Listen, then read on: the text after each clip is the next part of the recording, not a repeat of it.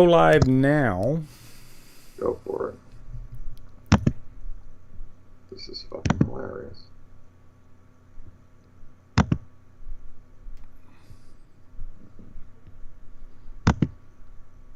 I think we're live. So. Good. Look at the background. All right, camera, microphone. Okay, let's see. Microphone settings.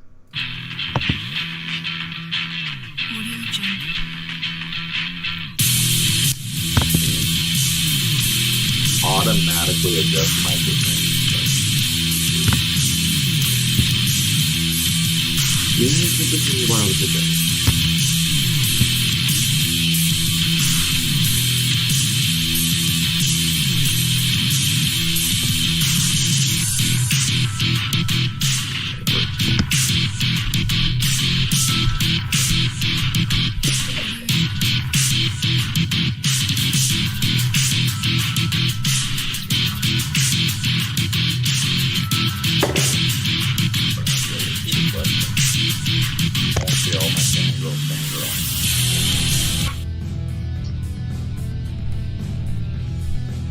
What's up, everybody? How's everybody doing? Welcome to, it's been, what, like a month? I think it's almost been a month since the last DDLive. Holidays happened. But, got a big show for you guys tonight. We're going to talk horror 2021. I have a very special guest. It's been way too long. As a matter of fact, Jason, go ahead. Over here. Say hello first so that I can make sure your audio is okay. Oh yeah, everybody tell me if I'm, if you can hear me or not. You can see the comments. I can't. I'm gonna try to find this stream. Yeah, take your time. Look for the stream. I would wager that you might need to go a little bit louder, but let them tell us. I'm not sure yet. Yeah, I don't know if I can. So this might if be you can't, you can't. No big deal. We'll roll with it. That's okay. We'll roll with it. Just as long as they can hear you, and I can always turn mine down. So that's what I'll do. I'll turn mine down a little bit if I need to. I think you should just turn yours off and let me just let you take the floor, right? Just go, man. Man, I've had so many people say, when are you gonna get Jason back on? When are you gonna get Jason back on? And I'm like, he's old hat. Yeah, right. Been there, done that. We don't need no stinking Jason. Yeah, they said they can hear him. That's good. Chris, Fluff, thank you so much, brother, for that awesome picture that I had there at the beginning about all this madness that's going on in the world right now. It's crazy. Jason, I don't know if you know, but we keep politics and bullshit out of our stream. We try. I actually watched you guys talk about that. And I know that you have an opinion. You're the type of person. I have an opinion too, but I try to separate my opinion from my horror world. So, do you do that like in you, because you have your own Facebook group? Do you do that? Do I do what with it? Do you keep politics out of your Sinister Cinema Facebook group? I think the difference between my Killer Flicks and my group is that everyone that's in my group is handpicked by me personally. So they're all friends of me. So, anything I would say in there, I would say to them anyways. I don't really have to worry about backlash for things I say. Well, that's reassuring. I'm not, running anything. It's just a group of my buddies. Yeah. So, anything I would say on there, I would say on Facebook. But regardless, there's not really a place to talk politics in a movie group. It's not, why would I do it? It's not my place. And if I want to talk politics, I'll talk politics on my page, and all those guys will see it anyways. There's no point to post it in the room. You know what I mean? Yeah. The room is for movies. That's exactly true. And you know what? I think if you start doing that stuff, you get nowhere anyway, because it's just one of those hot button issues where one side is not going to persuade the other side. Everybody's locked in, and it just feels like the conversation. I mean, I've already seen it. Even with the crazy stuff that went on yesterday, there's still the other side. That they have their reasons why they think maybe that was a decent idea. I don't know, but it's just. I haven't seen anyone defend that, but I'm sure there are those people. I have. can only and that's all I'll say. I have seen people defend it. And it's all I'll say. Sure. Nothing surprises me anymore. I think that's it. That's it right there. What you just hit the nail on the head. Nothing surprises anyone anymore. We live in freaking Willy Wonka and the Chocolate Factory right now. I think we're all in the Chocolate Factory and we're trying to figure out how to get out or how to get the golden ticket. I don't know. It's weird. Yeah, me out. Yeah, for sure. The last time I had you on was Rob Zombie's Halloween 2, and me and you were gushing over that movie. And that was a lot of fun. Shit, that must have been when? September or October? Did we... Not of last. It was like it was over a year ago, wasn't it? Because it was in October, I remember, but it wasn't last October. Holy shit! Has it been that long? I was living at the mother of my kids' house at that time. Yeah. So yeah, it was a long time ago. I moved out January 1st, 2020. Things have happened. Definitely in 2019. That's crazy. I was thinking about you today because you have a unique, and I truly mean this. Like, I'm not saying this because you're a guest. I truly, truly mean this. And I think it's something special. I think you have a very unique channel. But what I mean by unique is I've seen channels that try to attempt what you do. And what you do is you're the type of guy that can just park a camera and really not miss a beat. And I had a term for it today. It's like comfortable. It's like you're comfortable reviews. That's what you are. Like, you know how sometimes when you're watching a reviewer and you start feeling a little edgy because you can see the editing and you can see all this stuff. With you, I don't get that. With you, it's like, and I've said this before to people. I think I watch your channel the most when I'm driving, because A, your videos are the perfect length for driving, and B, it's like I'm just listening to a friend talk about a movie. And C, you've reviewed, your catalog might rival and beat just about every horror reviewer's catalog out there. So I don't think you get enough credit, if I'm being honest. Well, I appreciate that. I think the format of my channel was bred out of laziness. Really. Like, you just happen to be good at it. I think couple things. Like, A, I kind of had to become good at it because I don't like the style of like scripted videos. It's just not my personal, way I like things to be done.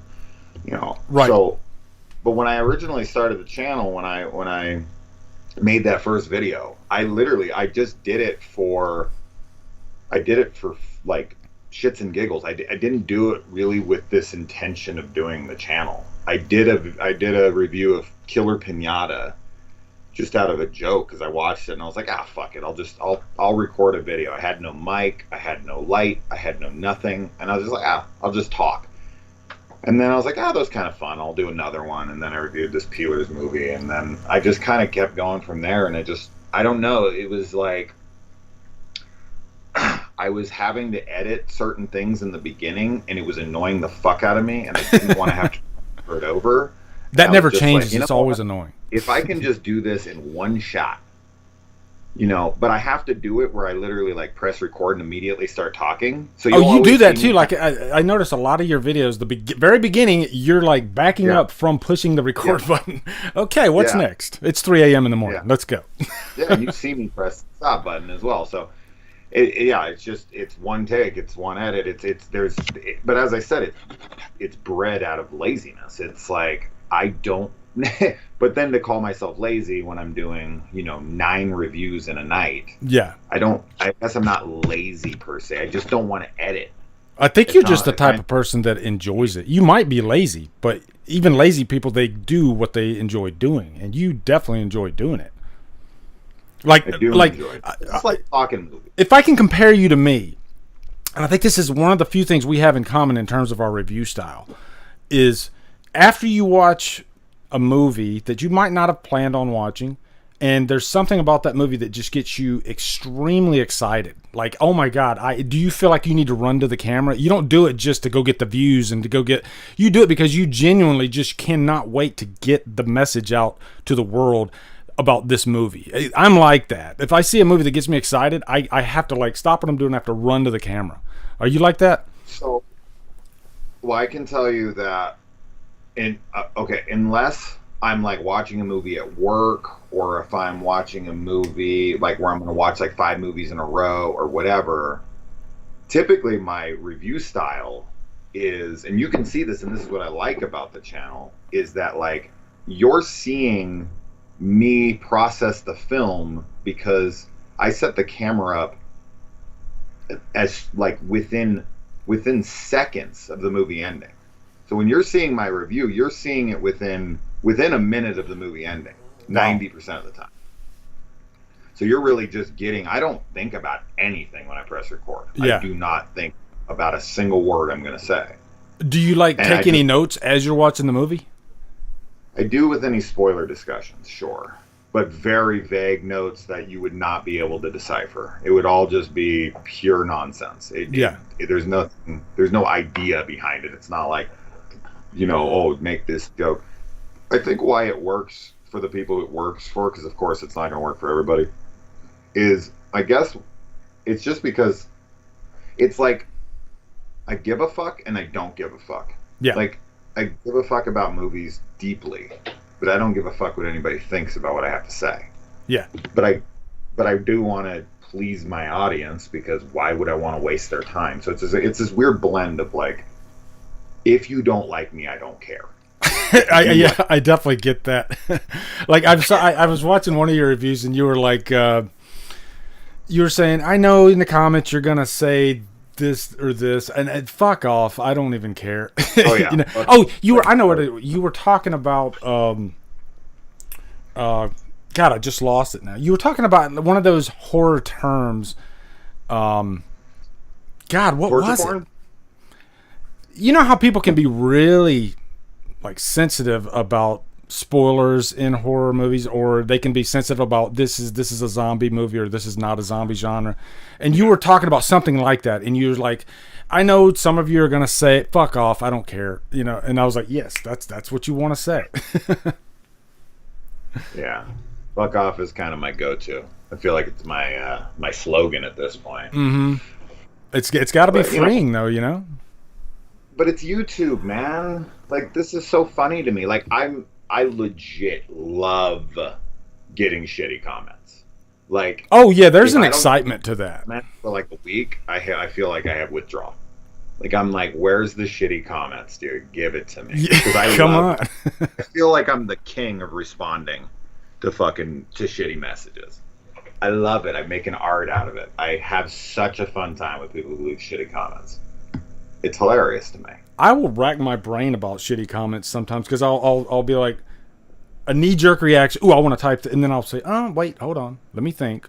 Let me think of a really witty response, and then sometimes I'll just go nah. Like, I've had a guy type out an entire fucking paragraph. I mean, freaking Dickens, like 3 pages worth, and I put nah. NAH send. Okay. That's what I put, and it was just so. It was like all that work you just put into that, and I don't give a fuck. I can tell you this: anybody who writes a comment, even if it's like Jason's the greatest thing that's ever been and ever will be, if you write a diatribe, if you write like a full-on thesis paper in my comments, I'm not reading it. That's just not happening.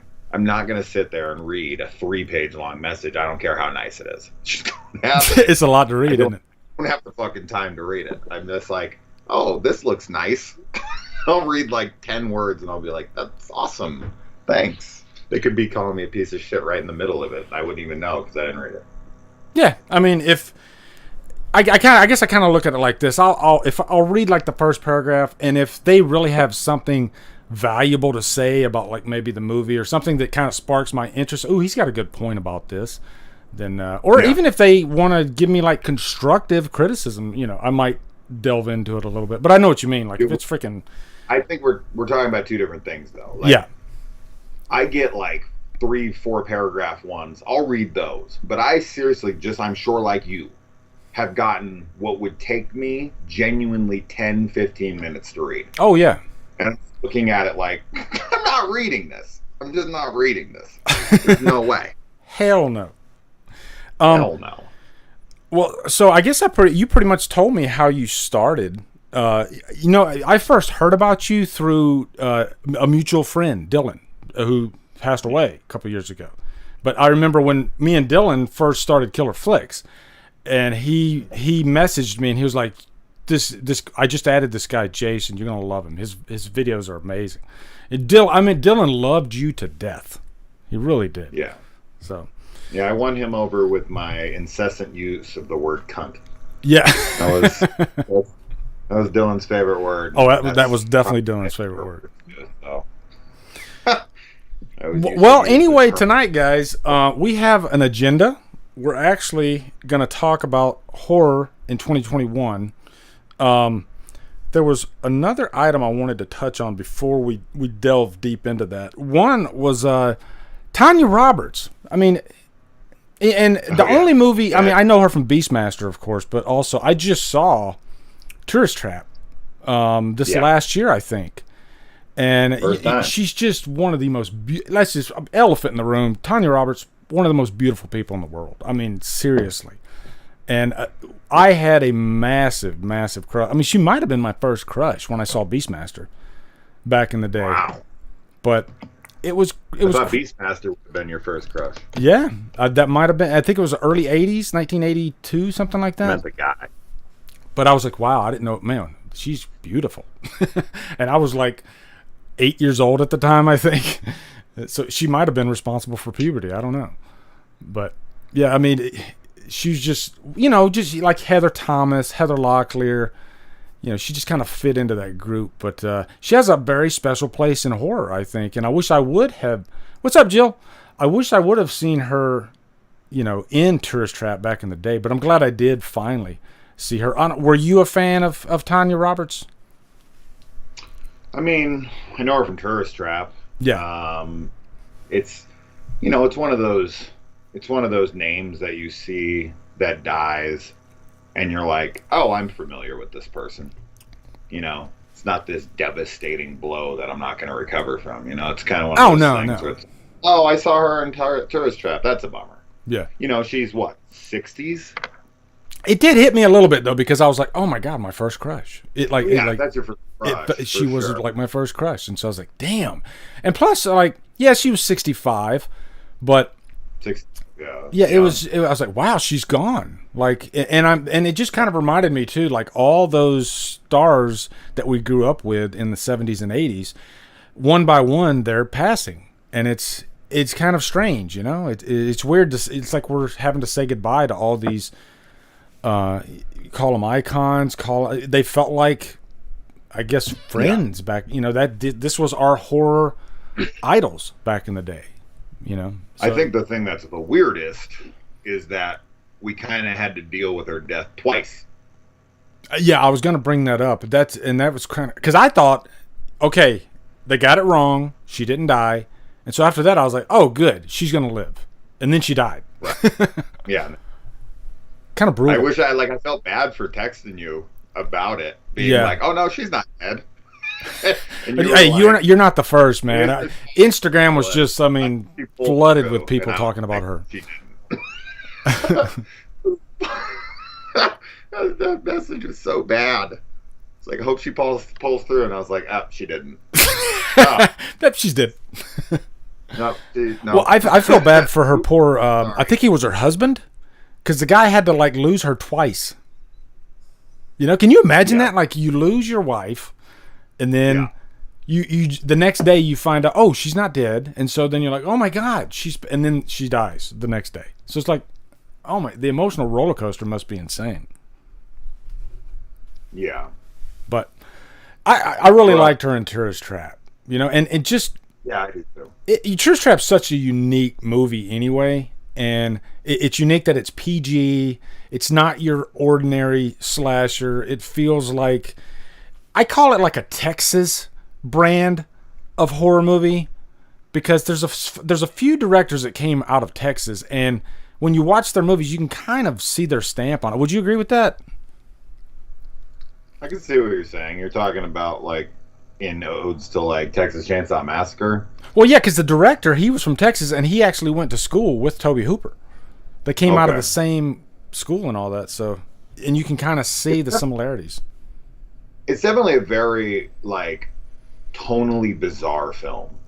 Oh yeah, like that opening shot, like that opening scene where the dolls are all coming to life, and then that guy like gets impaled by the steel rod, and then like his voice and everything goes silent as he screams. And yeah, it's just an eerie opening. That's seriously one of the most unsettling openings that I've ever seen. I think that's the one thing I love about it, though, because it's kind of a slasher. I guess it is a slasher, but it just doesn't fit into that mold of every other slasher movie out there. You know what I mean? Especially like 80s slashers. It's got its own vibe, and it's got this whole mannequin thing going on. And one thing I always remember is that that like musical cue or whatever that is around those freaking mannequins. Creep me out. Well, I think that obviously wouldn't follow that structure because it's a 70s slasher, and there really wasn't any slashers at that. That's true. That's true. It's 79. Yeah, the only thing they really had to go off when they filmed that would be Halloween and Black Christmas and Texas Chainsaw, and maybe if you want to go back to like Blood and Black Lace or Psycho, or they didn't really have a lot to go off of in 79. So of course they're not going to really follow any tropes at the time. I'd be curious on how mainstream tourist trap was then. I would assume not very. No, I doubt it. I'm trying to remember, because I did watch the documentary on it, and I'm trying to remember. It was like a cult hit, and I think it found its audience on TV actually, because it was PG, and so they were showing it on regular television during the day, and so all these parents would park their kids in front of Tourist Trap, and the kids would have nightmares for days because they're like, holy shit. PG is such a weird rating back in the day, because like I remember watching Airplane when I was a kid, and that was rated PG, and then they have that scene where they're going through like, I don't know if it's turbulence or the plane's fucking up, they're crashing, whatever it is, and then they have like the plate of Jello jiggling, and then a girl's tits come in the frame. Yeah, a fresh set of breasts just like right across the camera. And I'm like, PG? Full on tits shaking in the camera? Dude, have you ever seen Looker? Have I seen what? Looker. It's a Michael Crichton movie. I think he directed it. It came out in 1980, and it's PG. That movie has more nudity than just about any rated R movie coming out today. I can't believe you haven't. Did I stump Jason? Did I mention a movie that you haven't seen? That's crazy. Yeah. Dude, it happens. Listen to me. You need to watch Looker, dude. Look it up. I'm telling you, it's good, and it's PG, but it's definitely should have been R.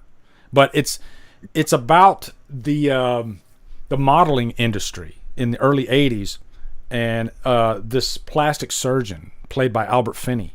And so this model who's gorgeous, I mean completely tin, beautiful, she goes to Albert Finney and she wants him to give her a facelift.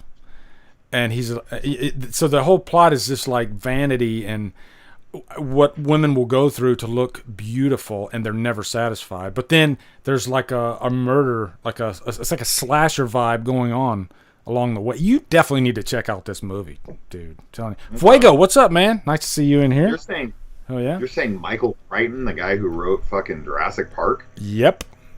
Anybody in the chat, have you guys seen Looker? Am I the only guy here that's seen Looker? That's crazy, man. I bet Fuego's seen Looker. It's definitely a niche title. I saw it on HBO back in the day when I was a kid. Might have been my first exposure to nudity, actually. But yeah, guys, look up Looker, man. I'm telling you, I have the beta of Looker. I found it at freaking one of these flea markets here. I was like, holy shit, that's Looker on beta. Damn. You have a Betamax player? Nope, I used to. I bought one of these like big, thick brick beta machines from, I think, a Goodwill like 20 years ago, and it lasted for maybe a year. But it was one of the top would pop up, and you slide the beta tape in there. It was cool, man. But it was massive. It's a damn shame that beta had to go the way it did because it was so much better quality than VHS. Also, you could like if you got a blank beta tape, there was no copy protection. That's why I bought it, because back then I used to copy movies onto VHS. And yeah, but you know that with like those, all you had to do was pop the little fucking thing out of the front of the tape, and it would stop that from happening. No. What I'm talking about is actual, like, say you rented The Crow from Hollywood Blockbuster on VHS, and you pop it in. Yeah. And I had like 2 VCRs. You pop it into that top VCR, and when you play it, you're gonna see like red and green and red and green, and they had like a built-in copy protection in there, and you couldn't just pop the top off the front and get rid of it. But if you bought a beta machine, then that goes away. You could copy anything. So I was in horror heaven back then. Yeah, we recorded all of our beta tapes. Yeah, with the little thing that comes out of the front, you can record over any tape. That's what stops it from being able to be recorded over. Yeah. If you have a movie like, say, like here, Friday the 13th Part 5, and you wanted to record over this, I see what you're talking about now. Yeah, you could take that little tab off, and you could record over it. And some people might have recorded over Friday Part 5. You don't know. You haven't watched it. I love Friday Part 5, though, if I'm being honest. It's just one of those movies that just like gets better every time I watch it. It's in my top 3. Is that your top 3 Friday movies? Yeah. Damn. Yeah. It's not that shocking, though. It's the Friday the 13th franchise, you know? It's not like you're getting Suspiria. So I fucking love it. I love it. I think it, outside of Part 4, it has the best characters in the franchise. I love it. I love Demon. I love Reggie the Reckless. Yep. I love it all. I love the movie. Dude, I have a Reggie the Reckless. I'm looking at a Reggie the Reckless poster right now on my wall. No shit. It's just Reggie. Hold on. I'll show you. Hold on. Actually, you probably won't be able to see it, but you can see it on the plate. I'll show my audience. Oh, here. I'm on your live stream. Oh, you are? Okay. So yeah, there's Reggie the Reckless right there. There's a lag in this. Yeah, you're gonna see it in like 30 seconds. Yeah, like 5 seconds, 10 seconds. How long? Still aren't seeing it. I didn't realize it takes like 30 seconds. 30? Damn. Yeah, okay, it's slow. It's slow. There we go. All right, here we go. Did you see it? Oh, okay, there it is. Yeah, dude. One of my subscribers sent that to me. You afraid of spiders? Yeah. You afraid of rubber spiders? I think Part 5 had the weakest final girl, though. Melanie Kinnaman? I didn't really care for Melanie Kinnaman. You have completely blocked your fucking camera for me now. I can't see you. God damn it. Hold on just a sec. There we go. How about that? Is that better? Nope. Nope. Keep moving. Keep going. Okay, keep sliding that B camera over. That works. That works. So, shouldn't have said that. Fuego says, my folks were all beta because of the superior sound picture. Go to Europe, Asia, and it was all Betamax. Yeah, I heard that too. Like, I think VHS was more of a stateside thing, and Betamax was like worldwide the winning format. I don't know about winning, but it was like the top format for a while. Well, because it was better quality. Yeah, I never knew that. I never knew that beta was better quality than VHS. I knew that you could fit less of a movie on beta than you could VHS, right? Well, I mean technically sure, because they had three different speeds of recording VHS. You had the SP, the LP, and the SLP. Yeah. And the SLP would hold 6 hours. And we did the 6 hour thing. Hold 2 hours. Remember when you used to like record SLP for 6 hour tapes? Oh yeah. I used to do that MTV back in the day, and I'd record like 6 hours of music videos. Well, if I'm recording like 80s slashers, I want it to be the lowest quality possible. If I'm doing it on VHS, I do, man. I want it to be like, I want to see the lines go through the screen, and the occasional tracking line go up. I mean, I just love it. Why do you think that is? You like the nostalgic feeling of it? Is that what it is? Uh-huh. Yeah, that's it. I like the nostalgia. It's cool. It's weird. Like I like VHS like to be the shittiest, lowest quality, but on the flip side, I get just as gaga goo goo over like Blu-ray.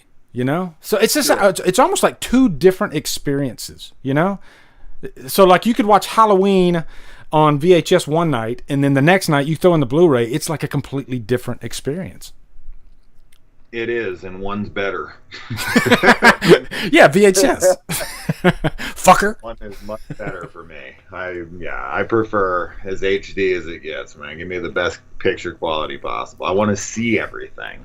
Yeah, 9 times out of 10, I want to see the best quality possible. But I say like once a month, I like to come into my evil lair here and turn on Jolene, my old school 83 color track 2000 TV, and just kick back.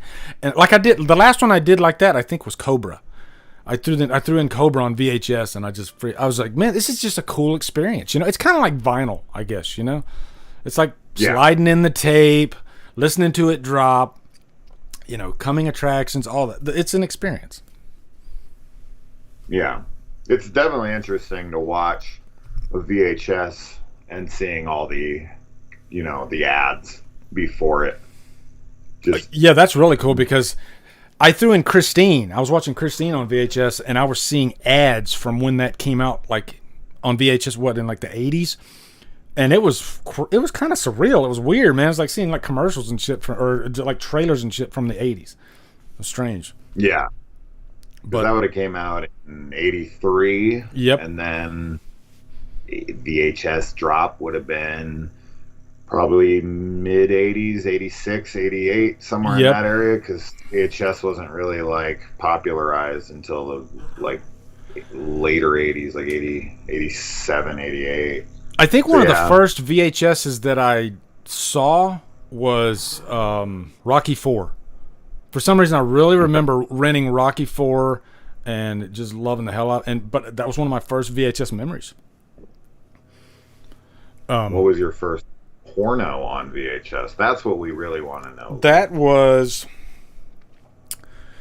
I can never remember the name of it. I remember mine. You remember the name of it? It was called Chinchillina. No kidding. Nothing beats VHS porn, okay? And I'll leave it at that. I want to find a copy of that, man. I gotta go on like Pornhub or something and find a copy of that movie because I have such vivid memories of Chinchillina and like this it's nostalgia. Asking her to rub lotion on his hairy back. And I just yeah, because back then, man, the guys were like they looked like gorillas. Yes, I think it was a gorilla. It might have been a gorilla. She was at the zoo. I got a quick super chat from Chris here. He says Ethel should have been the final girl. She could go after Roy Jr. killing it. I would have preferred if Ethel would have been the final girl, actually. Yeah, man. Because Melanie does. Are you one of those few that really loved Melanie Kinnaman? Pam? Yeah. Yeah, I like Pam. You liked her when she was running through the woods wet, right? Yeah, I like Pam. Pam's like a mature final girl. She's got to be what? She's got to be late 30s, early 40s. I mean, it was a very interesting. I mean, Reggie the Reckless is more of the final girl in a way. He's got the screen. Yeah, he is. He's the final boy. Yeah, you have final guys and you have final girls, but how many final boys do you have? Reggie might hold that mantle, I guess you have one in a Serbian film, but it don't last very long. Dude, I've never seen a Serbian film. I don't plan on it. Final boy.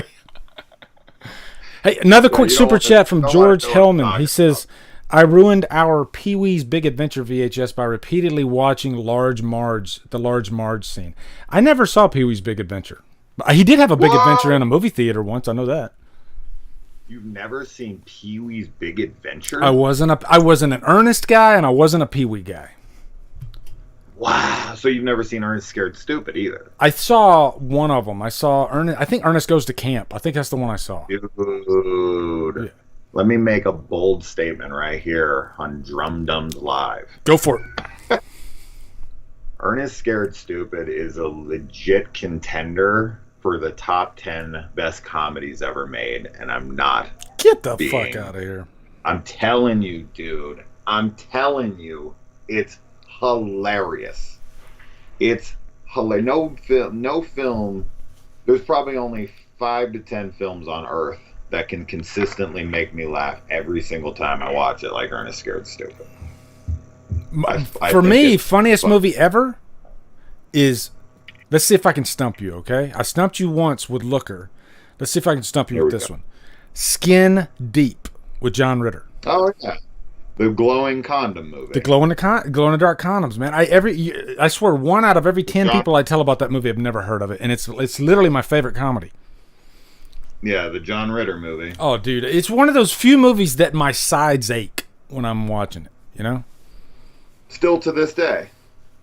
Maybe not, but I mean, for quite a few watches, I mean, my sides were aching, man. When he's like, he goes to like his girlfriend, I guess he treated her wrong or something like that, and so she works at this electroshock therapy type deal, and she straps him down and gives him electroshock therapy, and so when he's leaving, his body just keeps twitching, and then his shrink is like passing him, and as he's twitching, he goes, "Go fuck yourself." He just keeps walking. I butchered the scene, but man, it's so funny. I mean, I saw it back in the day. I remember the condom scene because they're like doing it like Star Wars. Oh yeah, that scene's hilarious. That's of course because you know it's the setup of it, because you see the one glow in the dark condom with John Ritter. And he's like, "Wow, these are amazing!" And all you see is a black screen with John Ritter's dick, with a glow in the dark condom on, and it's just kind of like going across the screen like this.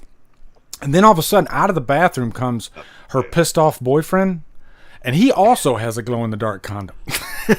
And so then they get into a fight with each other, and they're like chasing each other, and you see these two condoms like going around the room, and then they both fall, and you see both their peters like sticking up. And at the same time, both their peters go. It's great. I completely forget. Like, it's funny when we're on this chat, I completely forget that there's even people watching us. So I'm like, oh yeah, you probably should explain what the fuck we're talking about. I know you're like, I've seen the movie. We're talking about an obscure film, so it makes sense. Yeah, no. I mean, I can definitely mention a whole lot of comedies that I love that nowhere near enough people watch. Man, you know? What is it about that? Like, there is an excitement to watching something that not a lot, like, it's like a secret, you know, that a lot of people don't know about, or you feel like that anyway, you know. Even like, especially if it's like even in the horror circles, don't know about the movie. I think that's true of everything. I in fact, that's why I think, that's why I think a lot of the world is so fucked up right now, is because people have this desire to feel special, and they like to have this like notion that they're more more educated and inclined on certain, topics. So they like to, believe things that not enough people know about, and so they can come in and be like, well, I know the truth. There's just this like specialness to it, to people, where it's like, oh no, like, you guys don't know, I've seen the best movies, I know the real good stuff. That's kind of like that rejection of it's cool to reject popular movies for that very reason. It's like, oh, you all are sheep. It's funny you say that too, because there's this channel, it's Rock Channel, I was watching, and one of the topics he was talking about was butt rock. Have you ever heard the term butt rock? Sure. Yeah. The hair metal. It's butt rock is pretty much like Shinedown, Nickelback, just anything that you turn on any like current rock station, that's what they're going to be playing. Which, funny enough, is music that came out 20 years ago. But that's not what butt rock, and in my generation and your generation, that's not what butt rock started as. What did butt rock start as? My day was like Poison. It was all hair metal bands. Well, yeah. Still, like, I mean that's the same thing, but it's pretty much the like general definition of butt rock is, and the term actually came from we play nothing but rock. These stations, they'd have these little ads, and it's pretty much anything that you would hear on, I guess, your top 40 rock radio. But the video that I was watching, he was talking about how everybody, it's uncool to like butt rock, but it's big for a reason. And of course, one of the reasons is marketing, but it's like feel good music, you know, and you can put it down all day, but people are buying it. Somebody's buying it, and it just makes people feel good. You know, they have festivals. They mostly fill festivals with butt rock. And I will admit, like, I'm not a Shinedown fan, but when I was in the crowd and Shinedown was rocking, I was fist pumping. I was having a good time, you know? And it's like you almost feel bad that you're fist pumping something that you don't really like that much. So it was kind of an interesting video because he was saying, hey, I like the more hardcore, stick my nose up type stuff, but even I'll admit, I can still, it's popular for a reason. Yeah.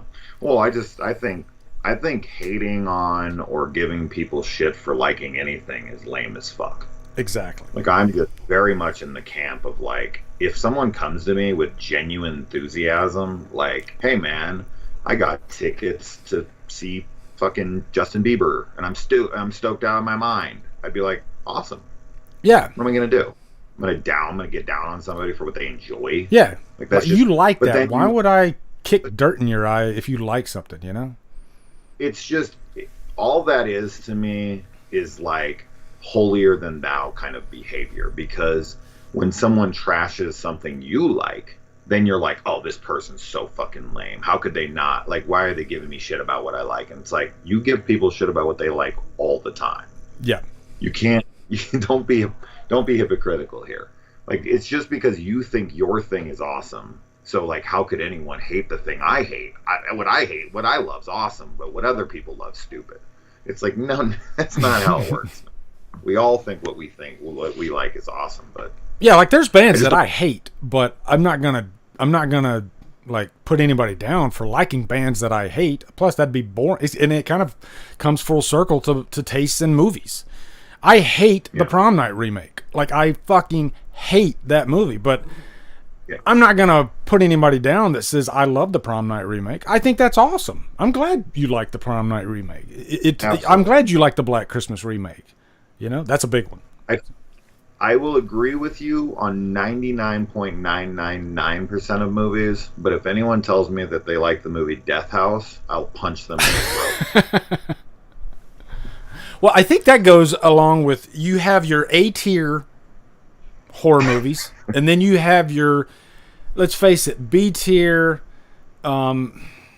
what's the best way to put this? A lot of times when you see these 80s horror stars that are filling up modern movies, it seems like 9 times out of 10 the quality's not there.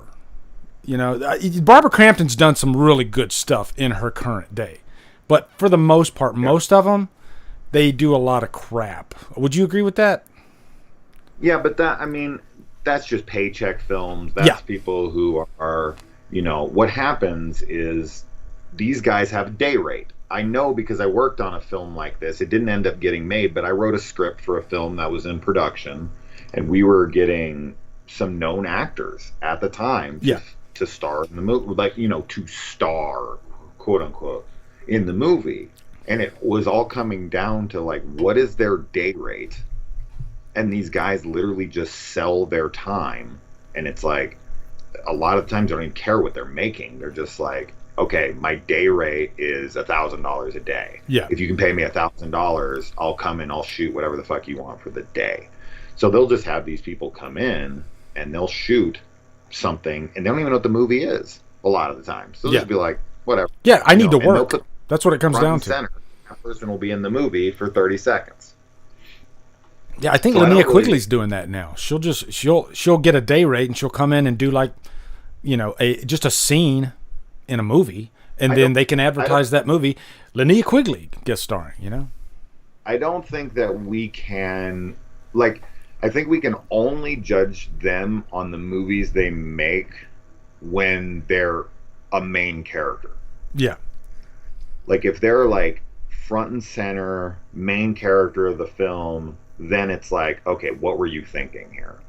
I mean, personally, I think that you should have integrity, and you should look at a script and you should say, this doesn't seem good and I don't want to be a part of it. Because what it does is it hurts your brand.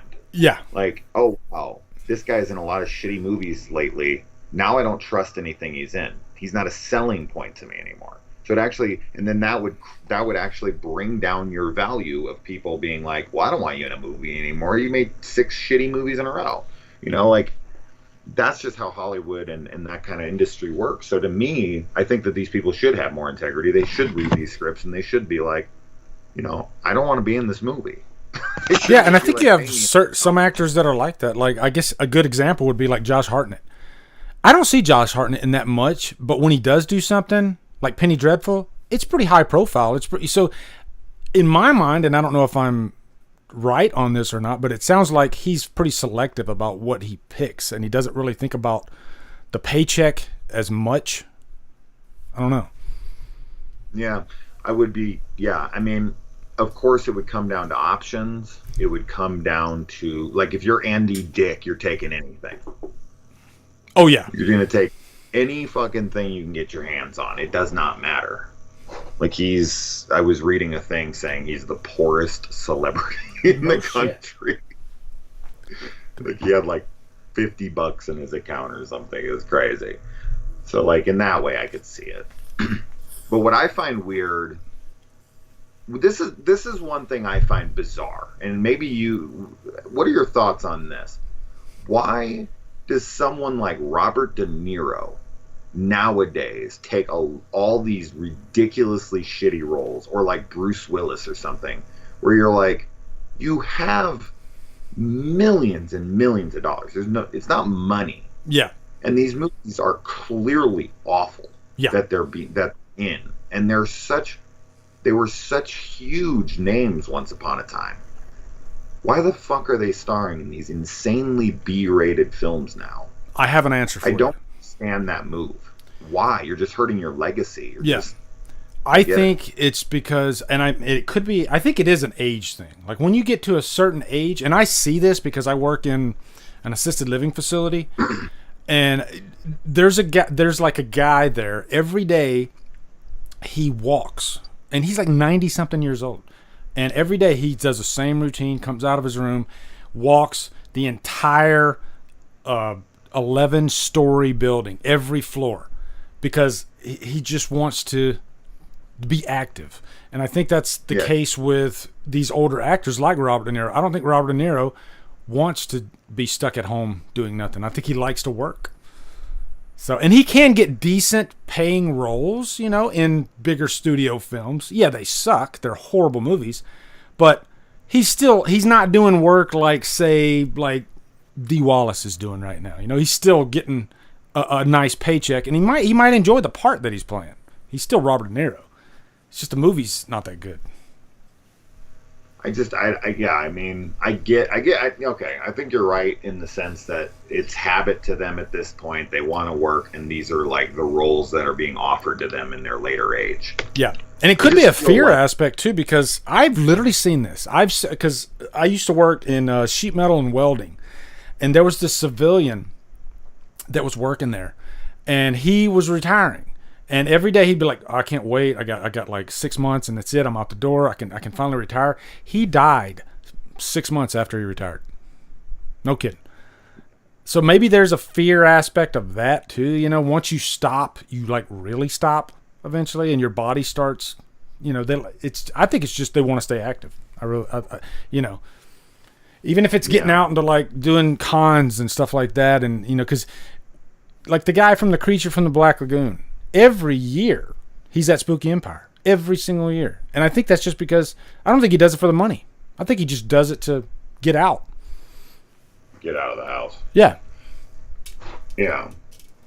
I don't know. I just feel like, I guess with someone like De Niro doing The Irishman and such still, it's not like he's not still getting Martin Scorsese pictures. It's not like no one's hiring the guy. Yeah. It's like he does a big high profile thing, and then he does something that is just dreadful. And I don't even mean like objectively, I mean like subjectively. It's like you look at it and you're like, what is this? Why are you in this? How is it possible that you're in this movie? Yeah. It just blows my mind. He's not starring in them, mind you. Maybe he's doing favors. maybe he met a bunch of people on set and they're like, hey, will you do a stint for me? And he's like, fuck, all right. Hey, let me ask you this. And hello, Holly, by the way. Holly just entered the chat. Let me ask you this question. Do you get really excited when an actor who had a heyday back in like the 80s has like a glorious return? Like, say, John Travolta for Pulp Fiction.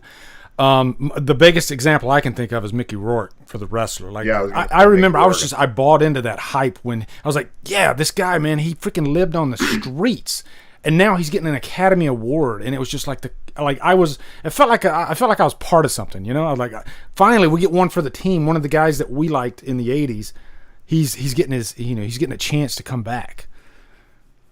I have a better question. Go for it. Who would you want to see have a glorious comeback?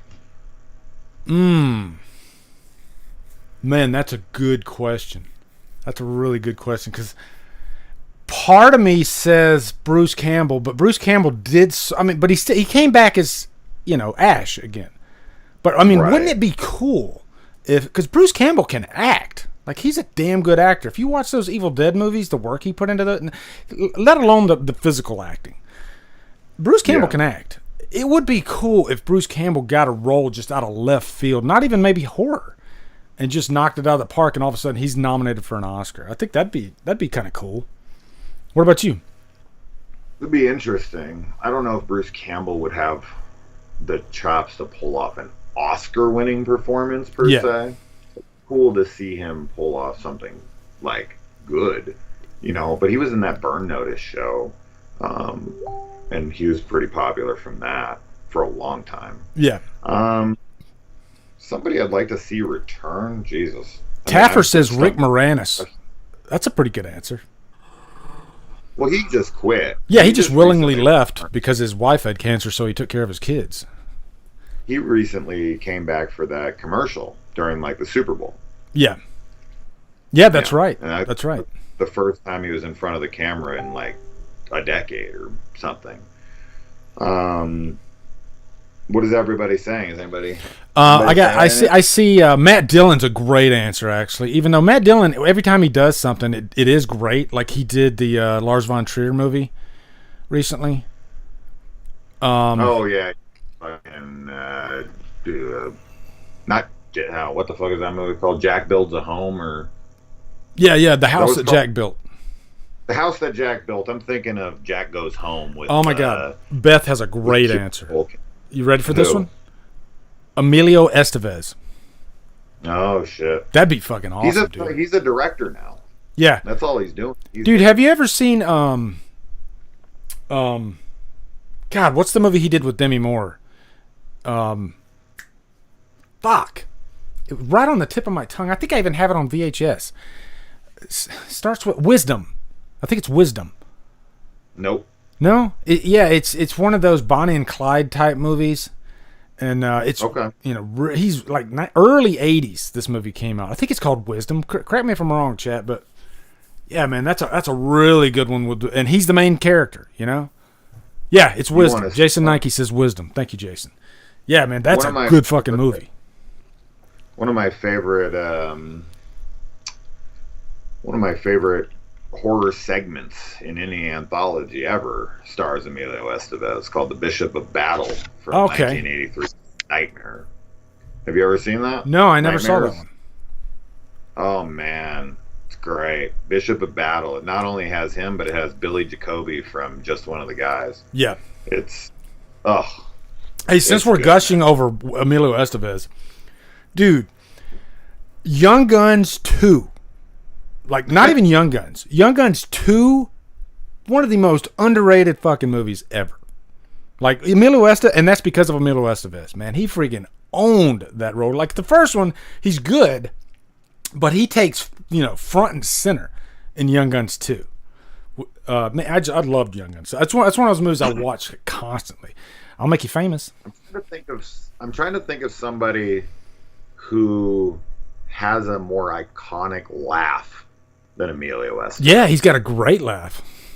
That's what his trademark is his laugh. Oh man, I shall finish the game. Who? You've seen Young Guns 2, right? Yeah, of course. Yeah, man, when he's like, I shall finish the game. There's so many quotable lines in that movie. Like, his performance, I think, is highly underrated. He's so good in that, man. Well, it's all about Men at Work, bro. Yeah, Men at Work's good. Yeah. That was my dad and I's favorite comedy when I was a kid, so Oh, really? that will hold a special place in my heart for sure. The one thing about Men at Work is it has a joke that's also used in Better Off Dead. Do you know what that joke is? You've seen both movies, right? Of course. Yeah. There's a joke that's in both movies. What's it pertaining to? I'll say trash. Oh, Perfectly Good White Boy? Yeah. Man, that's a real shame folks be throwing away a perfectly good white boy like that. Yeah. Okay. Yeah. Both those movies use that joke. I don't know if they had the same writer or something. I don't know. It's one of those weird cases of like Commando and 48 Hours use the same music in a lot of the scenes. It's one of those strange things. See, dude, I knew that when I'd get you on the show, we wouldn't even get to the topic at hand because we just fucking bullshit for an hour. Because we're both like children of like the 70s and 80s, and we like talking about that stuff. I knew this would happen. Film. I can talk about film all day, all night for the rest of my life, no problem. Oh, dude. Me too, man. I fucking love that shit. So I have a list here myself that I made of just the horror. Oh my God, Loaded Weapon 1, Holly. I got the one scene where he's in the trailer and it looks like a mansion. Yeah. Yeah, no. I tell people, I mean, I mention that movie on my channel all the time. That's another one. That's a classic, that would be dude.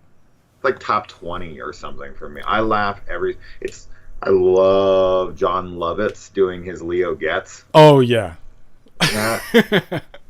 It's nothing. There's a G in the end. Yeah. There's something about that movie that gets me every single time I watch it. I love those parody movies anyway, like Airplane. Like I just watched Scary Movie for the first time in maybe like freaking since it came out. And I was rolling. Fucking rolling. Dude, I love Scary Movie 1, 2, and 4. I think those are super funny movies. For me, it's 1 and 2. Like 2 might even be better than 1. 2's super funny. Oh my God, the Exorcist parts are so good. Dude, the opening when she's like "fuck me" and he jumps on top of her and stuff. Yeah. Hey, is 2 the one where like you got this ghost coming at Marlon Wayans? And it's got like a ghost, an ugly face, but it's got the hot body. And then next scene, he's screwing the ghost, and he's got the bag over her head. And then he rapes the ghost under the bed.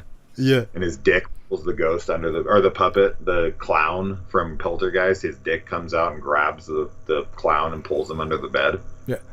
You know, it's a comedy that everybody except me hates. Like everybody hated this movie when it came out. They didn't think it was funny at all, I guess, or maybe it just wasn't. MacGruber.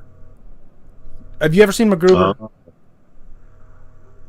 No, I know the movie. Did I watch? Dude, you gotta watch MacGruber. Dude. I don't think I watched. It's one of those movies that like it makes your sides. I gotta watch. 99.9% of people hate it, but I'm telling you, you'll like it because I like it. That's good. That's the Lee McCoy Drumdums approval. Everybody hates it but me. Watch it. Yep, that's it. That's awesome.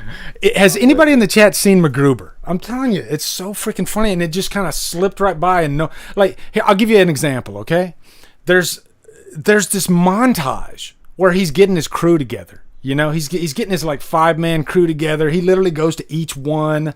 The one guy that lifts weights and everything, the other guy that's a demolition expert and all that stuff.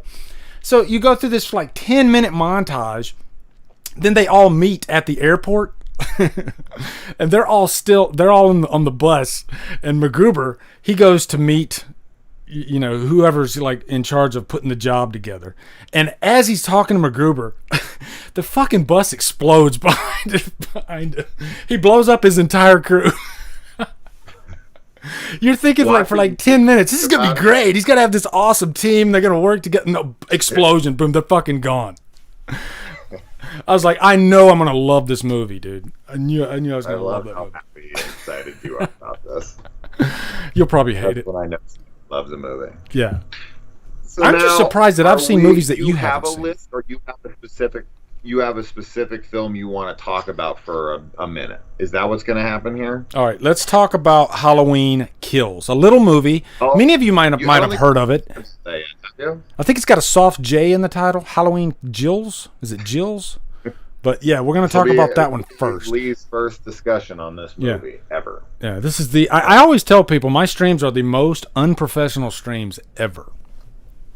All right, I guess I'm like you. I just don't give a fuck. Yeah, I was going to say I have the most unprofessional channel ever. So yeah, I'm good. We're perfect for this each is what other. I expected. Okay, so I'm gonna go to my news section. Let me make sure this is because I'm gonna read you what David Gordon Green himself stated about this. Just came out on Total Film along with the new image, and so we're gonna read this together. Let me go to my news section. There we go, right there. All right, let me pull this up. Read it to me. Yep, I'm gonna read it to you. All right. Too many windows. All right. So Michael Myers is dead. No, I'm just not saying that. I'm doing the Josh Hartnett thing again. Michael Myers looks ready to slice and dice in brand new image from Halloween Kills. First off, have you seen this image, Jason? The one that's on the screen right now? Yeah. No, it's Michael standing there. Yeah, you haven't seen that image yet? I would figure Michael's going to be in the movie. I'm not surprised by this image. Dude, there's people making like full in-depth videos on just this image alone. You're missing out, man. You got to get those views. On him standing in a hallway? Yeah. Or a room? No, but you got to look behind him. You got to look at the hinge. There's a hinge on the top of his left shoulder. If I was doing a YouTube video on this, I would put a red arrow at that hinge and I would circle it. It's all in the hinge, fuckers. Actually, what I said was this little window behind here, it looks like a church window, doesn't it? Honestly, like, it's really small on my screen, but for some reason I see like two stick figures fucking each other. See, that's what I would put on my thumbnail. I would put in big, like, impact font, two stick figures fucking each other, Halloween Kills. 5,000 views in 30 minutes. I think this is like a Rorschach test showing what a lunatic have. That's like the What About Bob joke. You don't get it, man. All the pictures. It's like the White Album. Yeah. Yeah, it's crazy shit. Right, read it to me. There's a blue... Okay, let's read it. I'm sorry. All right, hold on. All right. Guys, enjoy it, because Jason he'll never come on my channel again, I guarantee you. He'll be like, fuck this. I'm coming on every week. Every week. Okay, David Gordon Green has recently promised that Halloween Kills will feature twice the thrills and 10 times the kills of Halloween 2018. 10 times. 10 times the kills of Halloween 2018? Shit. How many kills did we in the first movie? In Halloween 2018? Yeah, how many kills? I mean, if I had to guess, I'd say it like a dozen. Help me out, chat. How many kills? I know one of you guys like counted how many kills are in that movie. Because the kill count would have done this, right? I mean, somebody can Google that. Somebody Google it really quick. Google it, guys. Google it. Go to James J. What's James's last name from Dead Meat? Is it Janice? Something. I can't remember. He's probably got the kill count. I think he's exaggerating on 10 times. Yeah, 10 times? There's 120 kills? Actually, he might not be. If you think this is something like Rambo, the fourth Rambo, where he's like, fuck. In this movie, I think Myers is supposed to be like out in the town. Let's read more because he talks a little bit about this. Hold on. Let's read more. Dude, if fucking Michael gets up on a turret gun and just starts firing knives. And he's doing a thumbs up. I love that gift. I know. Go ahead. That's like one of the greatest gifts ever. Okay. Or the other one where he's like where he's like shooting it and you see the lights like coming out of the gun. Oh yeah. That's good. He says, crispy, bloody, and battle damage from his fight with Laurie in the previous film. Michael is sure to be angrier than ever in 2021. Gordon Green tells Total Film in the latest issue, it's one thing to be afraid of the boogeyman, to have someone who might be in the closet, under the bed, creeping around your house, but what we wanted to explore next was confusion, misinformation, and paranoia. Boy, that sounds familiar going on today, right? Yeah, I was going to say. It's like, what happens when fear goes viral? You can't just stick your head under the covers anymore. See, that's pretty interesting, actually. Like, all kidding aside, are you excited for Halloween Kills? I haven't really gotten your opinion on because I know you love the first movie, but are you the type of person that likes like a lot of the sequels? I know you like Rob Zombie's Halloween 2. I do. Yeah, I mean, I'm always going to be excited for a Halloween movie. I mean, I think that the 2018 film has some serious issues, and I got into every single one of those very in depth on my channel. Yep. His review is 2 hours and 47 minutes. Oh, Beth says there's 69 kills in thank you, Beth. 69 kills in Halloween 2018. We have an official answer. Anyway, go ahead. Huh? How many? 69. Oh, I thought you said that, and I was like, I must not be hearing him correctly. Yeah. Okay, fucking. All right, that threw me off. So we're gonna get 690 kills. Yes, 690 kills guaranteed in Halloween Kills. You heard it here first. 600. Do you imagine if he killed like 600 people? That would be the entire runtime of the movie. It'd just be Mike Myers like killing people. Like the entire movie is Michael walking Haddonfield, like that old guy in my job, and he's just like slicing and dicing for the whole 2 hours. That's the movie, and it's emotional. That'd be pretty ballsy. I mean that would be like.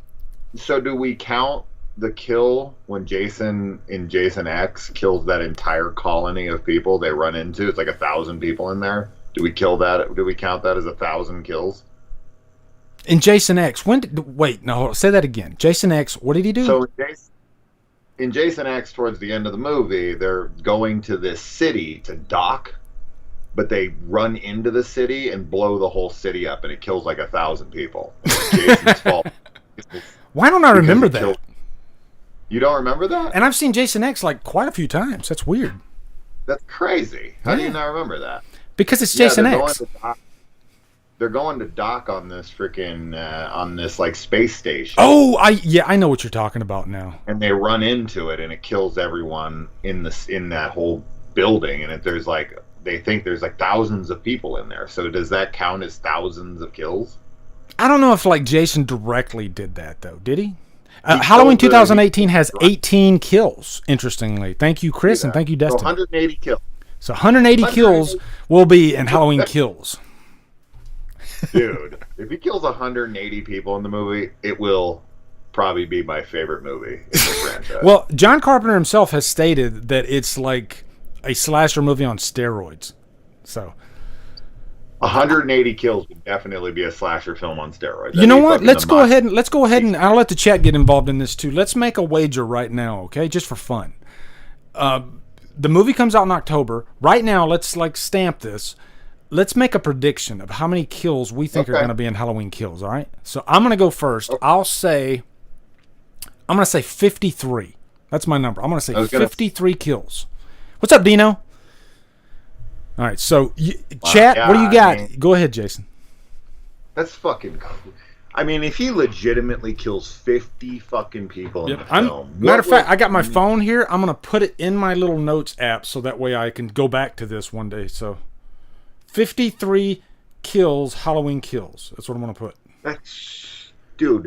That's so many. Let's say the movie's let's say the movie is a typical 90-minute film. Yeah. You're talking about a kill every minute and a half. Pretty much. You're talking about a lot. I think it'll be spaced out, and he'll kill. Beth is sticking with 69. Yeah. Good. he'll definitely kill like 15 people in like a 20-second period. So they'll up the body count heavily in one scene. I think it's going to be like the Lab Massacre in Halloween 6, and he's going to take out just 25 of them in one fell swoop. Yeah, will we be able to? What's interesting? How will we even be able to get the count until it comes out on Blu-ray and someone? I mean, because there's going to be scenes, I'm sure, that are going to be like, how many people did he kill here? No, when I'm in the theater, dude, I'm literally going to have my digits out, and every time there's a kill, I'm going to do like this.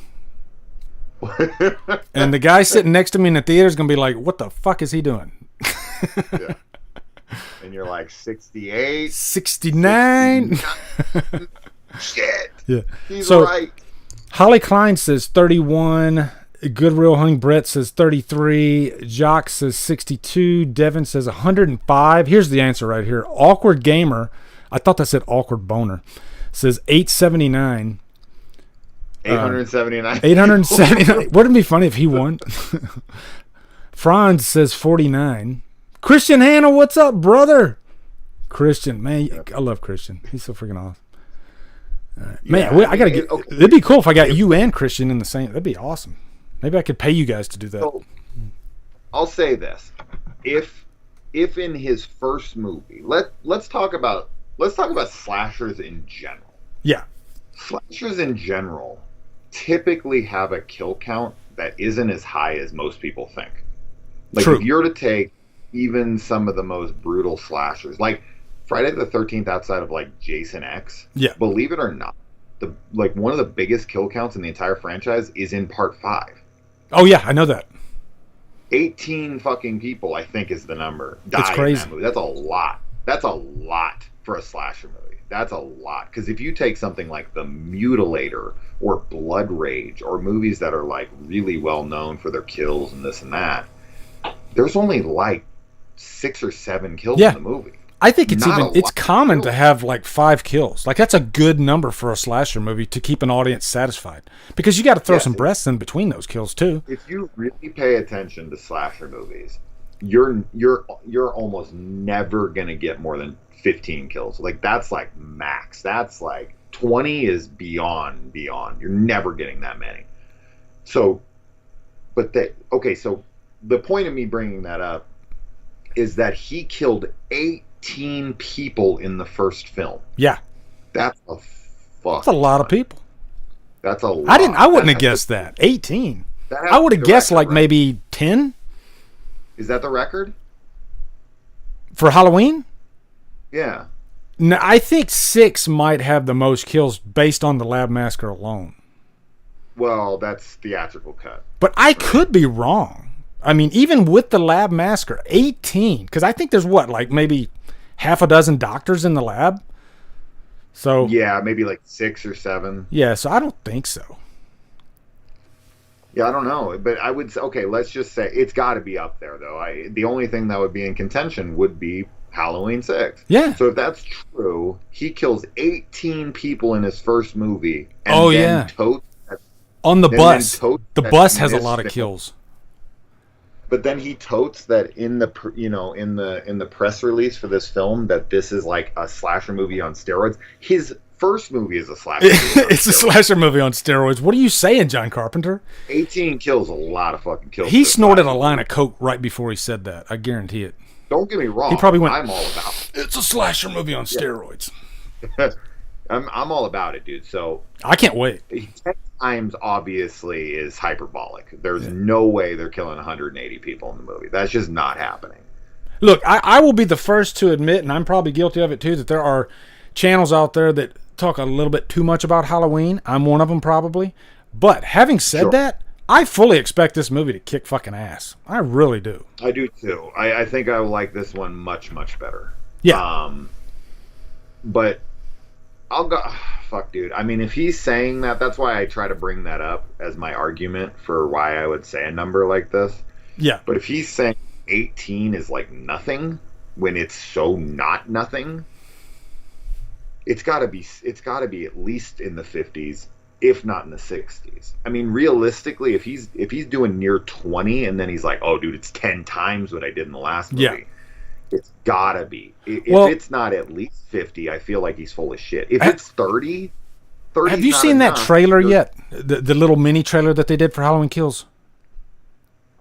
So, I guess what would be the question, really quick, yeah. would be if he's counting on-screen kills versus kills. Yeah. Because that's a difference. You can have 18 deaths in your movie, but actually seeing them get killed would be the number to count for the filmmaker. It'd be like, I'm going to show, 20 people get killed in this movie. Yeah. I only showed 5 people get killed in the first movie. You know what I mean? Yeah. Like how many people were shown killed by Michael in his first I would imagine, I would imagine a quarter of the kills are going to be off screen. They got to be. And hold the phone real quick. Dino says Halloween 3 has the most kills with 22. So Michael Myers doesn't even hold the mantle for the most kills in the franchise. It's Colonel Cochran. That bad motherfucker. 22 kills in Halloween 3? Really? But what? I don't think there's a clear-cut answer for Halloween 3 because, I mean, technically, Colonel Cochran gets away with it at the end. He kills the entire fucking planet. He Thanoses this bitch. Is that an accurate number? My head's saying no way that's true. Well, let's think about this. Okay, wait. Are you counting robots? Because that doesn't count. You can't count the robots he kills. Yeah, I'm going to have to do some... Dino, I need you to go do some research for me on this. Okay, I need a better answer, Dino. It has to be the robots that are in his factory that all get zapped by the things when they're falling. But those are robots. Those aren't... I guess technically you could count those as kills, but to me they have to be human beings. Like, I don't think Dino would put $100 on that. You don't count Lester. You don't count Lester as a kill in Halloween. No. Right? Like, Halloween 3 is a big fucking question mark. What's a kill? You don't count Sunday in Halloween 4. You don't count Max in Halloween 5. I don't know. If you're not human, you don't count. You know what? Here'd be a good discussion. Like, how many kids get killed in the Halloween franchise? So, Halloween 3 kills one kid, if you don't count the end of the movie. Definitely kills a kid, yeah. Yeah, little Buddy Cupford. And then Halloween 2018, he gets a kid in there. Yeah. Snaps that kid's neck, dude. Dude, I was shocked when I saw that in the theater. Dude, I was like, "Holy shit! He just killed a fucking kid." He just snaps his neck and like he bangs his head against that window. Yeah. I was like, "Wow." Do you think that in Halloween 78 that Michael would have killed Lindsay Wallace and fucking Tommy Doyle? Do you think he would have killed them? Let me think about this. Hold on just a sec. I don't. He doesn't even try to go for them. Would pure evil kill a bunch of kids? A couple kids? Because I think his main objective before the whole brother-sister thing was to get Laurie. Yeah. But you could argue that he didn't even want to kill Laurie because he has 2 clear shots at her and he misses, and it's just like, no fucking way this guy's missing. Yeah, Myers wanted to play, I think. I think he saw Laurie when she's dropping the key, and he's just like, "Oh, okay. I'm gonna have some fun." Cute girl around his age, wants to follow her around. You know what's kind of creepy too is like when she's walking the sidewalk and she's singing, "I wish I had you all alone, just the two of us." That's Myers. That's the thought that's in Myers' head that she's singing. He's literally thinking that. How creepy is that? Well, it's almost like she's having a self-fulfilling prophecy of like, I wish I had you all alone. She doesn't realize the guy who's listening in on that's like, oh, don't worry, we'll be we're gonna be alone soon enough. We'll make that wish come true. Oh, jeez. So do you think he would kill Lindsay and Tommy or no? I think if they got in his way, I don't think he would have hesitated. But would he have broken into the bedroom? Let me ask the chat that. Chat, would he kill Tommy and Lindsay? Okay, I think if they got in his way, he would kill them. Let's say he goes into the closet, he kills Laurie, then he breaks into the room and he kills Tommy and Lindsay. And I don't think he's going after them. I think Laurie was the main target. Like, the beeline is Laurie. And anything that gets in the way of that beeline is dead. So then what? He's evil. Then what does Michael do after he kills her? I got an answer for that. That's John Carpenter. John Carpenter says Michael Myers is pure evil in the simplest form. And once he's done doing all his killing, I don't know. What does evil do when it's done, when it's accomplished its mission? It goes and kills more. That's what Myers does. He just kills. But would Michael have to become obsessed with another person, or would he just go next door and just do a random act of violence? Like everyone he kills in the movie, he either kills people to get out of the hospital, which he had to have killed somebody to get out of that hospital. They never bring that up, but in my eyes, there's no way he got out of there without killing somebody. But that's. Are you talking about from part 2 to part 4? I'm talking about in part 1. I'm talking about. Oh, you're talking about you're talking about Smith's Grove. Okay. Yeah. If he's in, there's no way he got out of there without killing somebody. I've never, and I swear, it's my favorite movie of all time. I've never thought about that. Like, did Myers kill anybody in Smith's Grove Sanitarium? Because Loomis goes and visits his room in the TV version. Yeah. And he has sister written on the fucking wall or some shit. Yeah. Because they filmed that during Halloween too. But I just think he would have to kill somebody. Anyways, but everything he does in that movie is a fixation with Laurie. Now he kills Laurie, and then what? And then he just like... here's the question. I guess here's the question to the answer to this question gives you the answer to the question that you're asking. Is there something about Laurie? Let's act like she's not his sister, okay? Is there something about Laurie? Is there a connection between them two that he doesn't have with somebody else? Is there something that like lit a switch? And maybe I think. Let me answer this first, and I'll let you answer it, okay? Because it's on my mind. Okay. All right, I think Laurie lit a switch because, and I'm going to pull a little bit of Malcolm McDowell here, but it's the black and white spectrum. Michael Myers is 100% undiluted, pure evil. And then you have the complete opposite end of that. Laurie Strode is the definition of innocence. And I think pure evil, once it finds the opposite of itself, a switch is flicked. Is that right word? Flicked or flipped? Think about it. What do you think? What do you think? She's the embodiment of goodness. Yeah. Is what you're saying. And I don't think he could tell that through the fucking peephole. So I think he could. I mean, I think it's a supernatural thing. Like I think the evil, the supernatural in him, like something, like it sensed it. It's like a spidey sense. I think they're right there. I think you said it. Yeah. You and I see completely different on this movie. You see it as supernatural. I see Michael Myers as a dude. I never looked at him as a supernatural force. The only reason I see him as supernatural is because John Carpenter himself said he is, and I quote, pure evil. So what does that mean? Is pure evil supernatural? Maybe, maybe not. I don't know. And I guess I choose to believe that it's supernatural. Also, he fell off the balcony at the end, and he just gets up, and runs off like it's, he's not even hurt. To me, there's something there. So why do you think he's not supernatural? Michael Myers was on meth. Confirmed, bro. This is some good shit. To the chest, and he was like, "I'm out." 7 if it's part 2. Yeah. No, I mean, I think with the why do I think he's human first? Is he a werewolf? Chris Snyder. Yeah, it needs to be fucking. What if he takes off the mask and he's a fucking werewolf?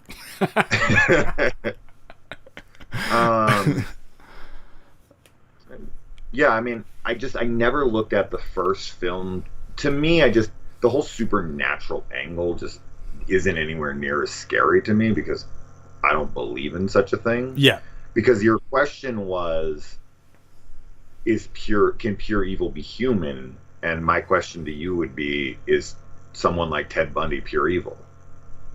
Good question. Yes, 100%.